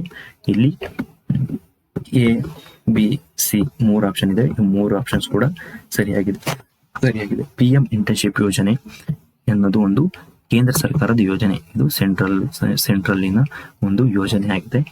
ಈ ಯೋಜನೆಯಲ್ಲಿ ಏನಾಗುತ್ತೆ ಅಂದ್ರೆ ಉನ್ನತ ಕಂಪನಿಗಳಲ್ಲಿ ಇಂಟರ್ನ್ಶಿಪ್ ಮಾಡಲು ಯುವಕ ಯುವತಿಯರಿಗೆ ಮಾಸಿಕ 5,000 ಜೊತೆಗೆ ವಾರ್ಷಿಕ 66,000 ಆರ್ಥಿಕ ನೆರವು ನೀಡುವ ಯೋಜನೆ ಆಗಿದೆ. ಇದೇನಂದ್ರೆ PM ಇಂಟರ್ನ್ಶಿಪ್ ಯೋಜನೆ ಅನ್ನೋದು ಕೇಂದ್ರ ಸರ್ಕಾರದ ಯೋಜನೆ ಆಗಿದೆ. ಇಲ್ಲಿ ಇಂಟರ್ನ್ಶಿಪ್ ಅನ್ನ ಯುವಕ ಯುವತಿಯರು ಉನ್ನತ ಕಂಪನಿಗಳಲ್ಲಿ ಮಾಡ್ಲಿಕ್ಕೆ ಏನ ಮಾಡ್ತಿದ್ದಾರೆ ಅಂದ್ರೆ ಮಾಸಿಕ ಇವರಿಗೆ 500 ರೂಪೀಸ್ 5,000 ರೂಪೀಸ್ ಹಾಗೂ ವಾರ್ಷಿಕ 66,000 ಆರ್ಥಿಕ ನೆರವನ್ನ ಇವರು ಕೇಂದ್ರ ಸರ್ಕಾರ ನೀಡ್ತಾ ಇದೆ. ಇದು ಯಾರಿಗೆ ನೀಡುತ್ತಪ್ಪ ಅಂದ್ರೆ 21 ರಿಂದ 24 ವರ್ಷದ ಯುವಕ ಯುವತಿಯರಿಗೆ ನೀಡುತ್ತೆ. 21ರಿಂದ 24 ವರ್ಷದ ಯುವಕ ಯುವತಿಯರಿಗೆ ನೀಡುತ್ತೆ. ಇದು ಎಷ್ಟು ವರ್ಷಕ್ಕೆ ನೀಡುತ್ತೆ ಅಂದ್ರೆ 1 ವರ್ಷಕ್ಕೆ, ಕೇವಲ 1 ವರ್ಷದ ಇಂಟರ್ನ್ಶಿಪ್ಗೆ ಮಾತ್ರ ಇದು ಏನಂದ್ರೆ ಕೇಂದ್ರ ಸರ್ಕಾರ ಇವರಿಗೆ ನೀಡ್ತಾ ಇದೆ. ಇದನ್ನು ಇಲ್ಲಿ ನೋಡಿ, PM ಇಂಟರ್ನ್ಶಿಪ್ ಯೋಜನೆ ಅಂದ್ರೆ ಏನು ಅಂದ್ರೆ ಇದು ಒಂದು ಕೇಂದ್ರ ಸರ್ಕಾರದ ಯೋಜನೆ ಆಗಿದೆ. ಇಲ್ಲಿ ಏನ್ ಮಾಡ್ತಾರೆ ಅಂದ್ರೆ ಈ ಯುವಕ ಯುವತಿಯರಿಗೆ ಏನು ಉನ್ನತ ಕಂಪನಿಗಳಲ್ಲಿ 1 ವರ್ಷ ಇಂಟರ್ನ್ಶಿಪ್ ಮಾಡಕ್ಕೆ ಕೇಂದ್ರ ಸರ್ಕಾರದಿಂದ ಪ್ರತಿ ತಿಂಗಳು 5,000 ರೂಪಾಯಿ ದುಡ್ಡನ್ನು ಹಾಕ್ತಾ ಇದ್ದಾರೆ. ಜೊತೆಗೆ ವಾರ್ಷಿಕ 1 ವರ್ಷಕ್ಕೆ 66,000 ಒಬ್ಬ ವಿದ್ಯಾರ್ಥಿಗಳನ್ನ ಮೇಲೆ ಕೇಂದ್ರ ಸರ್ಕಾರ ಖರ್ಚು ಮಾಡ್ತಿದೆ. ಎಲಿಜಿಬಿಲಿಟಿ ಏನು ಅಂದ್ರೆ 21ರಿಂದ 25 ವರ್ಷದ ಒಳಗಿನ ಯುವಕ ಯುವತಿಯರಿಗೆ ಮಾತ್ರ ಈ PM ಇಂಟರ್ನ್ಶಿಪ್ ಯೋಜನೆಗೆ ಏನಂದ್ರೆ ಎಲಿಜಿಬಲ್ ಆಗಿರ್ತಾರೆ. ನೆಕ್ಸ್ಟ್ ಕ್ವಶನ್, ಸ್ವಚ್ಛ ನದಿಗಳ ರಾಯಭಾರಿ ಆಗಿರುವ ಮಾಂಸಾಹಾರಿ ಸಸ್ತನಿ ಯಾವುದು? ಅಂದ್ರೆ ಸ್ವಚ್ಛ ನದಿಗಳ ರಾಯಭಾರಿ ಆಗಿ ಆಯ್ಕೆ ಆಗಿರುವ ಮಾಂಸಾಹಾರಿ ಸಸ್ತನಿ ಯಾವುದು ಅಂದ್ರೆ ಅದಕ್ಕೆ ಆನ್ಸರ್ ನೀರು ನಾಯಿಗಳು. ಇವನ್ನ ಏನಂತ ಕರೀತಾರೆ ಅಂದ್ರೆ ಸ್ಮೂತ್ ಕೋಡೆಡ್ ಆಟರ್ಸ್ ಅಂತಾನೂ ಕೂಡ ಕರೀತಾರೆ. ಸ್ಮೂತ್ ಕೋಡೆಡ್ ಆಟರ್ಸ್ ಅನ್ನೋದು ಏನಂದ್ರೆ ಸ್ವಚ್ಛ ನದಿಗಳ ರಾಯಭಾರಿಯಾಗಿ ಆಯ್ಕೆಯಾಗಿದೆ. ಸ್ವಚ್ಛ ನದಿಗಳ ರಾಯಭಾರಿಯಾಗಿ ನೀರು ನಾಯಿಗಳು ಆಯ್ಕೆಯಾಗಿದ್ದಾವೆ. ಇವನ್ನ ಏನಂತ ಕರೀತಾರೆ ಅಂದ್ರೆ ಸ್ಮೂತ್ ಕೋಡೆಡ್ ಆಟರ್ಸ್ ಅಂತ ಕರೀತಾರೆ. ಇವು ನೀರು ನಾಯಿ ಇದಾವಲ್ಲ, ಇವು ಮಾಂಸಾಹಾರಿ ಸಸ್ತನಿ. ಇವು ಏನ್ ಮಾಡ್ತವೆ ಅಂದ್ರೆ ಮೀನುಗಳನ್ನು ತಿಂತವೆ. ಯಾರು? ನೀರು ನಾಯಿಗಳು. ಅದಕ್ಕೆ ಇವುಗಳನ್ನು ಮಾಂಸಾಹಾರಿ ಸಸ್ತನಿ ಅಂತ ಕರೀತಾರೆ. ನೋಡಿ, ಇಲ್ಲಿ ನೀರು ನಾಯಿಗಳು ಇಲ್ಲಿ ಪಿಕ್ಕಿದೆ ನೋಡಿ, ಇದೆ ನೀರು ನಾಯಿ. ನಮ್ಮ ಕರ್ನಾಟಕದಲ್ಲಿ ಇದೆ ಅಂದ್ರೆ ತುಂಗಭದ್ರಾ ನದಿ ಇದೆಯಲ್ಲ, ಇಲ್ಲಿ ನಮ್ಮ ನೀರು ನಾಯಿಗಳು ಕಂಡು ಬರ್ತವೆ. ತುಂಗಭದ್ರಾ ನದಿಯಲ್ಲಿ ನೀರು ನಾಯಿಗಳು ಕರ್ನಾಟಕದಲ್ಲಿ ಕಂಡು ಬರ್ತವೆ. ಇದು ಕೂಡ ಇಂಪಾರ್ಟೆಂಟ್ GK ಕ್ವಶನ್. ಇಲ್ಲಿ ಈ ಕರೆಂಟ್ ಅಫೇರ್ಸ್ ಏನಂದ್ರೆ ಸ್ವಚ್ಛ ನದಿಗಳ ರಾಯಭಾರಿಯಾಗಿ ಯಾವ್ದು ಆಯ್ಕೆಯಾಗಿದೆ ಅಂದ್ರೆ ನೀರು ನಾಯಿಗಳು. ಇವನ್ನ ಸ್ಮೂತ್ ಕೋಡೆಡ್ ಆಟರ್ ಅಂತ ಕರಿತೀವಿ. ಇದು ಮಾಂಸಾಹಾರಿ ಸಸ್ತನಿಯಾಗಿದೆ. ಇವು ಕರ್ನಾಟಕದಲ್ಲಿ ಎಲ್ಲಿ ಅಂದ್ರೆ ತುಂಗಭದ್ರಾ ನದಿಯಲ್ಲಿ ಕಂಡು ಬರ್ತವೆ. ನೆಕ್ಸ್ಟ್ ಕ್ವಶನ್, ಇತ್ತೀಚೆಗೆ ಸುದ್ದಿಯಲ್ಲಿರುವ ಕುವೆಂಪು ಅವರ ಮಲೆಗಳಲ್ಲಿ ಮದುಮಗಳು ಕಾದಂಬರಿಗೆ ಸಂಬಂಧಿಸಿದಂತೆ ಯಾವ ಹೇಳಿಕೆ ಕರೆಕ್ಟ್ ಆಗಿದೆ ಅಂತ ಕೇಳಿದೆ. ಮಲೆಗಳಲ್ಲಿ ಮದುಮಗಳು ಅನ್ನೋ ಒಂದು ಕುವೆಂಪು ಅವರ ಕಾದಂಬರಿ. ಇದು ಎಲ್ಲರಿಗೂ ಗೊತ್ತಿರಲಿ. ಮಲೆಗಳಲ್ಲಿ ಮದುಮಗಳು ಅನ್ನೋದು ಕುವೆಂಪು ಅವರ ಒಂದು ಕಾದಂಬರಿ ಆಗಿದೆ. ಇದು ಸುದ್ದಿಯಲ್ಲಿದೆ. ಅದಕ್ಕೆ ಸಂಬಂಧಿಸಿದಂತೆ ಯಾವ ಹೇಳಿಕೆ ಕರೆಕ್ಟ್ ಆಗಿದೆ ಅಂದ್ರೆ ಇಲ್ಲಿ 3 ಹೇಳಿಕೆಗಳು ಕೂಡ ಕರೆಕ್ಟ್ ಆಗಿದ್ದಾವೆ. ಅವು ಏನೇನಂದ್ರೆ, ಈ ಮಲೆಗಳಲ್ಲಿ ಮದುಮಗಳು ಅನ್ನೋ ಕಾದಂಬರಿ ಇದೆಯಲ್ಲ, ಇದನ್ನ Kuvempu bride in the hills ಅನ್ನೋ ಒಂದು ಶೀರ್ಷಿಕೆ ಅಡಿಯಲ್ಲಿ ಇಂಗ್ಲಿಷ್ಗೆ ಭಾಷಾಂತರ ಮಾಡಿದ್ದಾರೆ. Kuvempu brides in the hills ಅಂತ ಇಂಗ್ಲಿಷ್ ಭಾಷೆಗೆ ಭಾಷಾಂತರ ಮಾಡಿದ್ದಾರೆ. ಅದನ್ನ ಮಲೆಗಳಲ್ಲಿ ಮದುಮಗಳು ಅನ್ನೋ ಒಂದು ಕಾದಂಬರಿನ Kuvempu bride in the hills ಅನ್ನೋ ಒಂದು ಶೀರ್ಷಿಕೆ ಅಥವಾ ಹೆಸರಿನಲ್ಲಿ ಏನ್ ಮಾಡಿದ್ದಾರೆ ಅಂದ್ರೆ ಇಂಗ್ಲಿಷ್ಗೆ ಭಾಷಾಂತರ ಮಾಡಿದ್ದಾರೆ. ಇದನ್ನ ಭಾಷಾಂತರ ಮಾಡಿದವರು ಯಾರು ಅಂದ್ರೆ ಪೆಂಗ್ವಿನ್ ಅನ್ನೋ ಒಂದು ಸಂಸ್ಥೆ ಇದೆ. ಅದೇನ್ ಮಾಡಿದೆ ಅಂದ್ರೆ ಭಾಷಾಂತರ ಮಾಡಿದವರು ಯಾರು ಅಂದ್ರೆ ವನಮಾಲಾ ವಿಶ್ವನಾಥ್ ಅನ್ನೋರು ಭಾಷಾಂತರ ಮಾಡಿದ್ದಾರೆ. ವನಮಾಲಾ ವಿಶ್ವನಾಥನ್ ಅವರು ಪೆಂಗ್ವಿನ್ ಸಂಸ್ಥೆಯ ಮುಖಾಂತರ ಏನ್ ಮಾಡಿದ್ದಾರೆ, ಮನೆಗಳಲ್ಲಿ ಮದುಮಗಳು ಅನ್ನೋ ಒಂದು ಕಾದಂಬರಿನ Kuvempu bride in the hills ಅನ್ನೋ ಒಂದು ಶೀರ್ಷಿಕೆಡಿಯಲ್ಲಿ ಇಂಗ್ಲಿಷ್ಗೆ ಭಾಷಾಂತರ ಮಾಡಿದ್ರು. ಇಲ್ಲಿ ನೋಡಿ, ಇದೇ ಬುಕ್ ಇಲ್ಲಿದೆ ನೋಡಿ, Kuvempu brides in the hills ಅಂತ ಇದೆ. Translated by Vanamala Vishwanath. ಇದು ಪೆಂಗ್ವಿನ್, ಇಲ್ಲಿ ಚಿತ್ರ ಇದೆಯಲ್ಲ, ಇದೆ ಪೆಂಗ್ವಿನ್ ಸಂಸ್ಥೆ ಟ್ರಾನ್ಸ್ಲೇಟ್ ಮಾಡಿರೋದು ವನಮಾಲಾ ವಿಶ್ವನಾಥ್ ಅವರು. Kuvempu bride in the hills ಅನ್ನೋದು ಶೀರ್ಷಿಕೆಯಲ್ಲಿ ಬುಕ್ ಅನ್ನು ಬರೆದಿದ್ದಾರೆ. ಇದು ಮಲೆಗಳಲ್ಲಿ ಮದುಮಗಳು ಕಾದಂಬರಿ ಕುವೆಂಪು ಅವರದ್ದು ಟ್ರಾನ್ಸ್ಲೇಟ್ ಮಾಡಿದ್ದಾರೆ. ಇದು very important question. Next, 2024 miss global India ಪ್ರಶಸ್ತಿಗೆ ಪಡೆದವರು ಯಾರು ಅಂತ ಇದೆ. 2024 ಮಿಸ್ ಗ್ಲೋಬಲ್ ಇಂಡಿಯಾ ಪ್ರಶಸ್ತಿ ಪಡೆದವರು ಯಾರು ಅಂದ್ರೆ ಅದು ಸೌಮ್ಯ. ಇವರು ಎಲ್ಲಿಯವರು ಅಂದ್ರೆ ಶಿವಮೊಗ್ಗ. ಎಸ್ ನೋಡಿ, ನೆನ್ಪಿಡ್ಕೊಂಡಿದ್ದೀವಿ. ಸೌಮ್ಯ ಶಿವಮೊಗ್ಗ ಏನ್ ಮಾಡಿದ್ದಾರೆ ಅಂದ್ರೆ ಮಿಸ್ ಗ್ಲೋಬಲ್ ಇಂಡಿಯಾ ಪ್ರಶಸ್ತಿ 2024 ಮಿಸ್ ಗ್ಲೋಬಲ್ ಇಂಡಿಯಾ ಪ್ರಶಸ್ತಿಯನ್ನು ಪಡೆದಿದ್ದಾರೆ. ಇವರು ನೋಡಿ ಸೌಮ್ಯ, ಇವರು ಶಿವಮೊಗ್ಗದವರು. ಇವ್ರಿಗೆ ಏನ್ ಲಭಿಸಿದೆ ಅಂದ್ರೆ ಮಿಸ್ ಗ್ಲೋಬಲ್ ಇಂಡಿಯಾ ಕಿರೀಟ. ನೋಡ್ರಿ, ತಲೆ ಮೇಲೆ ಹಾಕೊಂಡಿದಾರಲ್ಲ, ಇದೆ ಮಿಸ್ ಗ್ಲೋಬಲ್ ಇಂಡಿಯಾ ಕಿರೀಟ ಇವರಿಗೆ ಲಭಿಸಿದೆ. ಎಷ್ಟನೇದು ಅಂದ್ರೆ 2024. ಇವರು ಮಿಸ್ ಗ್ಲೋಬಲ್ ಇಂಡಿಯಾ ಪ್ರಶಸ್ತಿಯನ್ನು ಪಡೆದಿದ್ದಾರೆ. ನೆಕ್ಸ್ಟ್, ವಿಶ್ವ ಶಿಕ್ಷಕರ ದಿನಾಚರಣೆಗೆ ಸಂಬಂಧಿಸಿದಂತೆ ಯಾವ ಹೇಳಿಕೆ ಸರಿಯಾಗಿದೆ ಅಂತ ಇದೆ. ವಿಶ್ವ ಶಿಕ್ಷಕರ ದಿನಾಚರಣೆ ಇದು ನ್ಯಾಷನಲ್ ಅಲ್ಲ, international teachers day. International teachers ಡೇಗೆ ಸಂಬಂಧಿಸಿದಂತೆ ಯಾವ ಹೇಳಿಕೆ ಕರೆಕ್ಟ್ ಆಗಿದೆ ಅಂದ್ರೆ, ಇದು ಪ್ರತಿ ವರ್ಷ ಅಕ್ಟೋಬರ್ 5ನೇ ತಾರೀಕಂದು ಆಚರಣೆ ಮಾಡ್ತೀವಿ. ಪ್ರತಿ ವರ್ಷ ಅಕ್ಟೋಬರ್ 5ನೇ ತಾರೀಕಂದು ನಾವೇನ್ ಮಾಡ್ತೀವಿ ಅಂದ್ರೆ ವಿಶ್ವ ಶಿಕ್ಷಕರ ದಿನಾಚರಣೆಯನ್ನ ಆಯ್ಕೆ ಮಾಡ್ತೀವಿ. ಈ ಪ್ರತಿ ವರ್ಷ ಯಾರು ಈ ದಿನಾಚರಣೆಯನ್ನ ಆಚರಿಸ್ತಾರೆ ಅಂದ್ರೆ ಯುನೆಸ್ಕೋ ಅವರು 1994ರಿಂದ ಅಕ್ಟೋಬರ್ 5ರಂದು ಪ್ರತಿ ವರ್ಷ ಏನ್ ಮಾಡ್ತಿದ್ದಾರೆ ಅಂದ್ರೆ ವಿಶ್ವ ಶಿಕ್ಷಕರ ದಿನಾಚರಣೆಯನ್ನ ಆಚರಣೆ ಮಾಡ್ತಿದ್ದಾರೆ. ಯಾವಾಗ? ಪ್ರತಿ ವರ್ಷ ಅಕ್ಟೋಬರ್ 5ನೇ ತಾರೀಕಂದು ಯುನೆಸ್ಕೋ ಅವರು 1994ರಿಂದ ಏನ್ ಮಾಡ್ತಿದ್ದಾರೆ ಅಂದ್ರೆ ವಿಶ್ವ ಶಿಕ್ಷಕರ ದಿನಾಚರಣೆಯನ್ನ ಆಚರಣೆ ಮಾಡ್ತಿದ್ದಾರೆ. ವಿಶ್ವ ಶಿಕ್ಷಕರ ದಿನಾಚರಣೆಯನ್ನ ಆಚರಣೆ ಮಾಡ್ತಿದ್ದಾರೆ.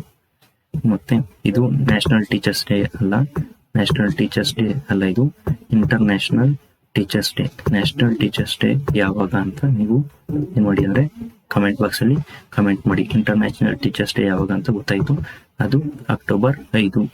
ಈ ವರ್ಷದ ಥೀಮ್ ಏನಪ್ಪಾ ಅಂದ್ರೆ, ಈ ವರ್ಷದ ಥೀಮು ಶಿಕ್ಷಕರ ಧ್ವನಿಗಳಲ್ಲಿ ಮೌಲ್ಯೀಕರಿಸುವುದು, ಶಿಕ್ಷಣಕ್ಕಾಗಿ ಹೊಸ ಸಾಮಾಜಿಕ ಒಪ್ಪಂದದ ಕಡೆಗೆ. ಶಿಕ್ಷಕರ ಧ್ವನಿಗಳನ್ನು ಮೌಲ್ಯೀಕರಿಸುವುದು,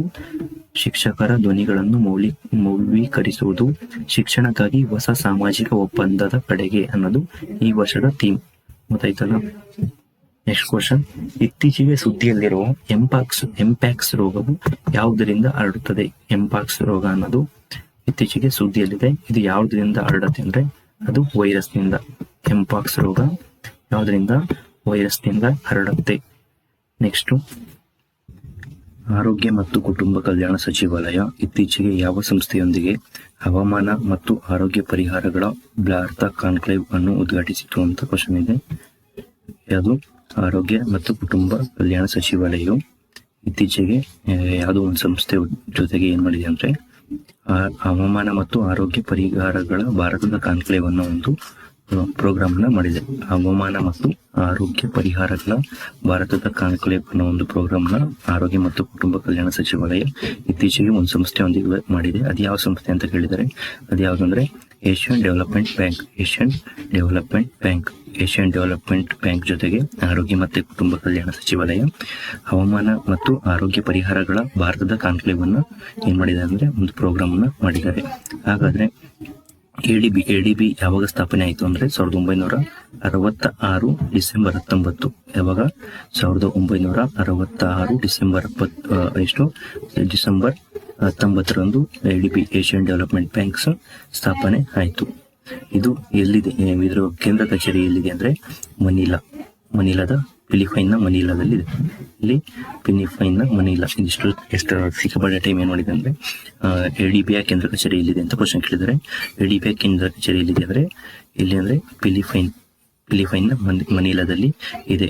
ಎಡಿಬಿಯಲ್ಲಿ ಎಷ್ಟು ಮೆಂಬರ್ಶಿಪ್ ಕಂಟ್ರಿಗಳು ಹೊಂದಿದೆ ಅಂದ್ರೆ 68 ಕಂಟ್ರಿಗಳು ಮೆಂಬರ್ಶಿಪ್ ಅನ್ನು ಹೊಂದಿದೆ. ಸದಸ್ಯರ ರಾಷ್ಟ್ರಗಳು ಎಷ್ಟಿದಾವೆ ಅಂದ್ರೆ 68 ರಾಷ್ಟ್ರಗಳು ಸದಸ್ಯ ರಾಷ್ಟ್ರಗಳು.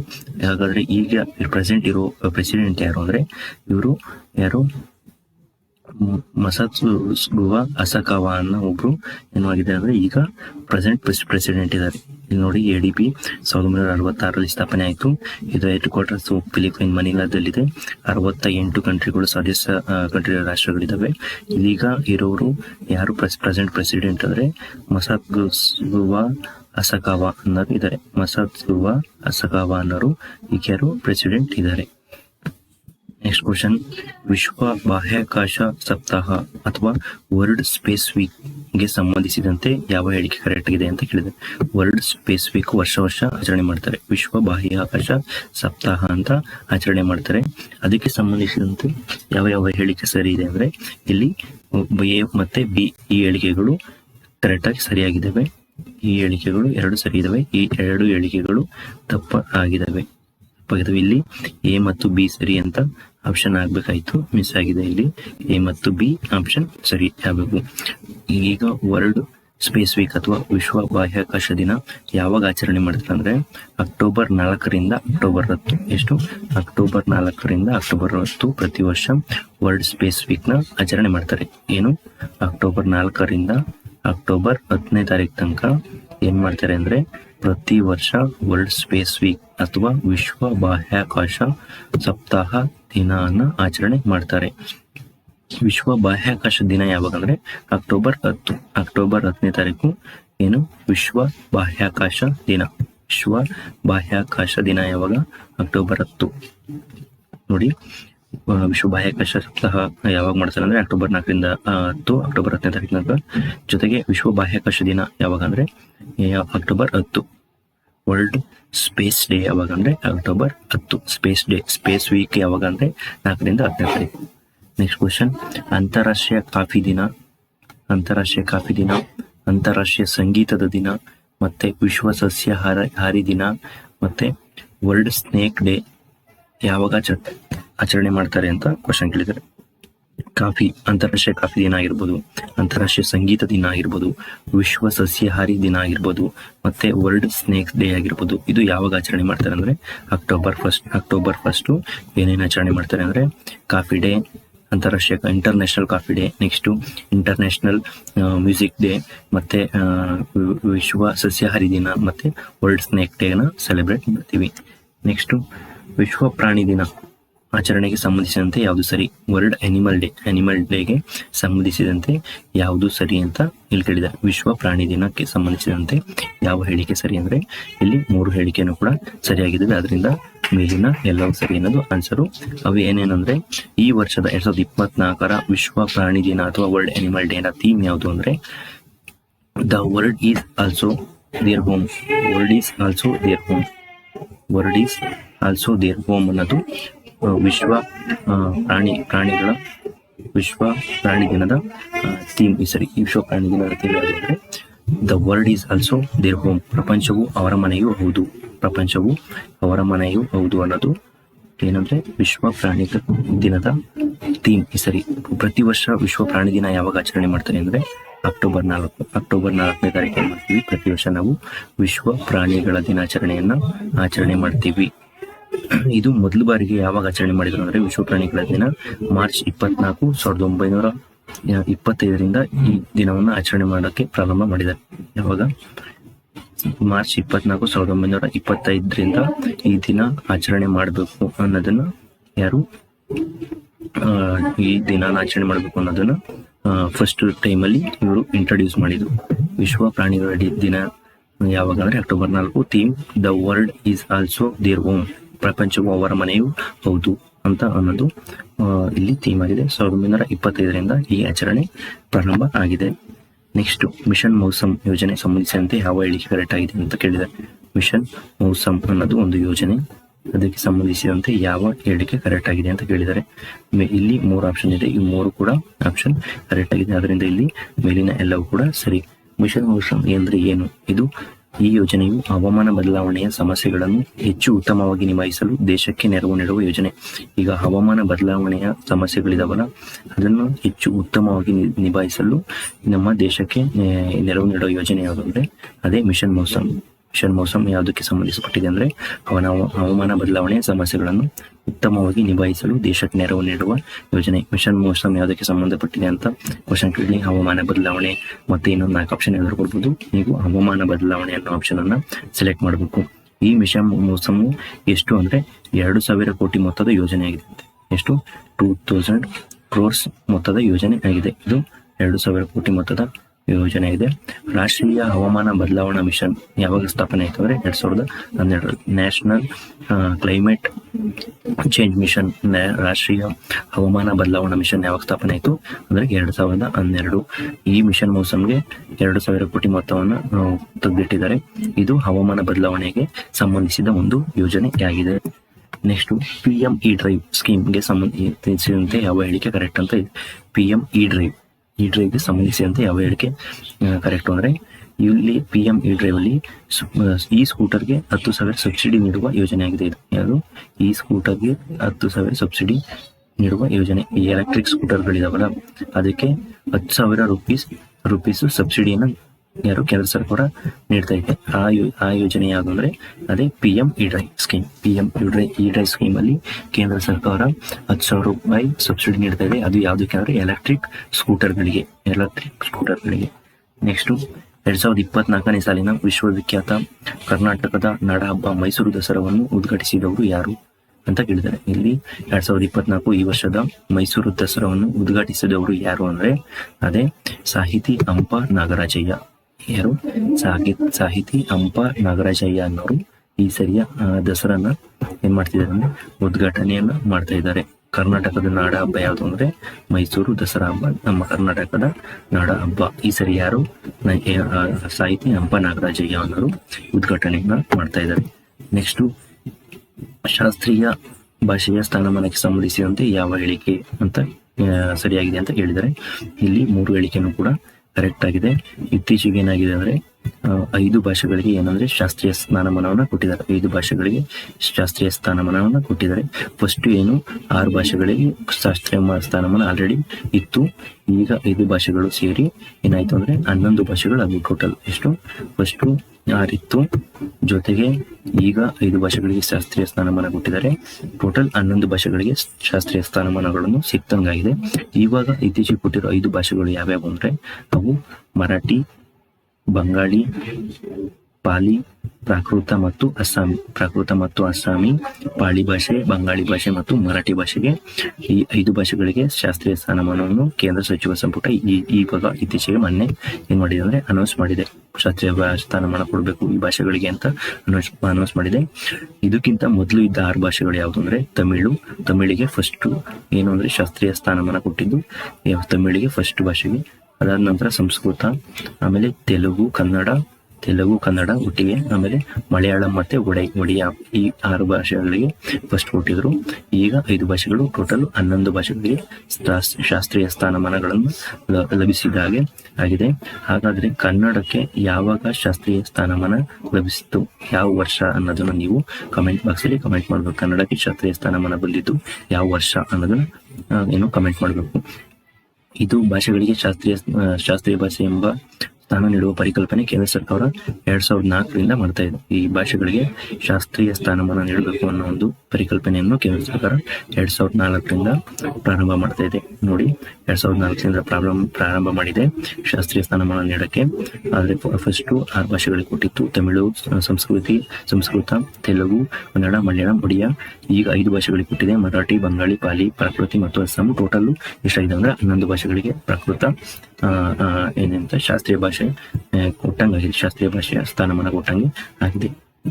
ನೆಕ್ಸ್ಟ್, ಬಿಲಿಯರ್ಡ್ಸ್ ನ ಸಿಂಗಾಪುರ್ ಓಪನ್ ಕಿರೀಟ ವಿನ್ನರ್ ಯಾರು ಅಂದ್ರೆ ಬಿಲಿಯರ್ಡ್ಸ್ ನಲ್ಲಿ ಸಿಂಗಾಪುರ್ ಓಪನ್ ವಿನ್ನರ್ ಯಾರು ಅಂದ್ರೆ ಅದು ಪಂಕಜ್ ಅಡ್ವಾಣಿ ಅವರು ಏನಂದ್ರೆ ಸಿಂಗಾಪುರ್ ಓಪನ್ ಗೆದ್ದಿದ್ದಾರೆ. ಅದರಲ್ಲಿ ಬಿಲಿಯರ್ಡ್ ಅಂದ್ರೆ ಇಲ್ಲಿದೆ ನೋಡಿ, ಆಟ ಬಿಲಿಯರ್ಡ್. ಇವರೇ ಪಂಕಜ್ ಅಡ್ವಾಣಿ, ಇವರು ಬಿಲಿಯರ್ಡ್ಸ್ ಪ್ಲೇಯರ್. ಪಂಕಜ್ ಅಡ್ವಾಣಿ ಯಾವ ಕ್ರೀಡೆಗೆ ಸಂಬಂಧಿಸಿದ್ದಾರೆ ಅಂತೇಳಿ ಕ್ರಿಕೆಟ್, ಬಿಲಿಯರ್ಡ್ಸ್, ವಾಲಿಬಾಲ್ ಆತ 4 ಆಪ್ಷನ್ ಕೊಡುವುದು. ಅವ್ರಿಗೆ ಪಂಕಜ್ ಅಡ್ವಾಣಿ ಅವರು ಏನು ಅಂದ್ರೆ ಬಿಲಿಯರ್ಡ್ಸ್ಗೆ ಸಂಬಂಧಿಸಿದ್ದಾರೆ. ಇವರು ಸಿಂಗಾಪುರ್ ಓಪನ್ ಈ ಸರಿ ವಿನ್ನರ್ ಆಗಿದ್ದಾರೆ. ಇವರು ಪಂಕಜ್ ಅಡ್ವಾಣಿ, ಇದೆ ಬಿಲಿಯರ್ಡ್ಸ್ ಆಟ. ನೆಕ್ಸ್ಟ್, ಈ ವೀಕ್ಲಿ ಕರೆಂಟ್ ಅಫೇರ್ಸ್ ಅಲ್ಲಿ ಏನಾದರೂ ಡೌಟ್ ಇದ್ರೆ ದಯವಿಟ್ಟು ಎಲ್ಲರೂ ಕಮೆಂಟ್ ಮಾಡಿ ನಿಮ್ಮ ಡೌಟ್ಸ್ ಗಳನ್ನ ಕ್ಲಾರಿಫೈ ಮಾಡ್ಕೊಬಹುದು. ದಯವಿಟ್ಟು ಎಲ್ಲರೂ ಕಮೆಂಟ್ ಮಾಡಿ. ಹಾಗೆ ನಮ್ಮ ಪ್ರಗತಿಪದ ಯೂಟ್ಯೂಬ್ ಚಾನಲ್ ಅಲ್ಲಿ ಆಲ್ರೆಡಿ ಏನಾಗಿದೆ ಅಂದ್ರೆ exam cut off related videos ಗಳಾಗಿರ್ಬೋದು, ಡೈಲಿ ಡೋಸ್ ಅಂದ್ರೆ ಸಬ್ಜೆಕ್ಟ್ ಇಂದ ಡೈಲಿ ಒಂದೊಂದು ಕ್ವಶನ್ MCQ 10 ಕ್ವಶನ್ ಸಾಲ್ವ್ ಮಾಡೋ ಒಂದು ಪ್ರೋಗ್ರಾಮ್ ಆಗಿರ್ಬೋದು, ಪೋಸ್ಟ್ ಎಕ್ಸಾಮ್ ಅನಾಲಿಸಿಸ್ ಆಗಿರ್ಬೋದು, ಅಂತಾರಾಷ್ಟ್ರೀಯ ಸಂಘಟನೆಗಳು ರಿಲೇಟೆಡ್ ಎಕ್ಸ್ಪ್ಲನೇಷನ್ ಆಗಿರ್ಬೋದು, NCERT 6 to 12 MCQ ಕ್ಲಾಸಸ್ ಏನಂದ್ರೆ ಚಾಪ್ಟರ್ ವೈಸ್ ಸಾಲ್ವ್ ಮಾಡ್ತಿದ್ವಿ ಅದಾಗಿರ್ಬೋದು. ಜೊತೆಗೆ ಕ್ವಿಸಸ್ ಗಳು ಪ್ರತಿದಿನ ಪ್ರಿವಿಯಸ್ ಇಯರ್ ಒಂದೊಂದು ಕ್ವಶನ್ ಕ್ವಿಸಸ್ ಗಳನ್ನ ಶಾರ್ಟ್ಸ್ ನಲ್ಲಿ ಯೂಟ್ಯೂಬ್ ಶಾರ್ಟ್ಸ್ ನಲ್ಲಿ ಹಾಕ್ತಾ ಇದೀವಿ. ಹಾಗೆ ಜಾಬ್ ನೋಟಿಫಿಕೇಶನ್ ರಿಲೇಟೆಡ್ ಅಪ್ಡೇಟ್ಸ್ ಆಗಿರ್ಬೋದು, ಮತ್ತೆ ಪ್ರಿವಿಯಸ್ ಇಯರ್ ಕ್ವಶನ್ ಪೇಪರ್ ಆಗಿರ್ಬೋದು, ಎಲ್ಲದನ್ನು ಸಾಲ್ವ್ ಮಾಡ್ತಾ ಇದೀವಿ. ಇವು ನಿಮ್ಮ ಎಕ್ಸಾಮ್ ಪ್ರಿಪರೇಷನ್ಸ್ಗೆ ತುಂಬಾ ಯೂಸ್ಫುಲ್ ಆಗೋ ಕಂಟೆಂಟ್ ಗಳನ್ನ ನಾವು ಮಾಡ್ತಾ ಇದೀವಿ. ದಯವಿಟ್ಟು ಎಲ್ಲರೂ ನಮ್ಮ ವಿಡಿಯೋಗಳನ್ನ ಲೈಕ್ ಮಾಡಿ, ಶೇರ್ ಮಾಡಿ, ಕಮೆಂಟ್ ಮಾಡಿ, ಜೊತೆಗೆ ನಮ್ಮ ಚಾನಲ್ಗೆ ಸಬ್ಸ್ಕ್ರೈಬ್ ಆಗಿ. Thank you.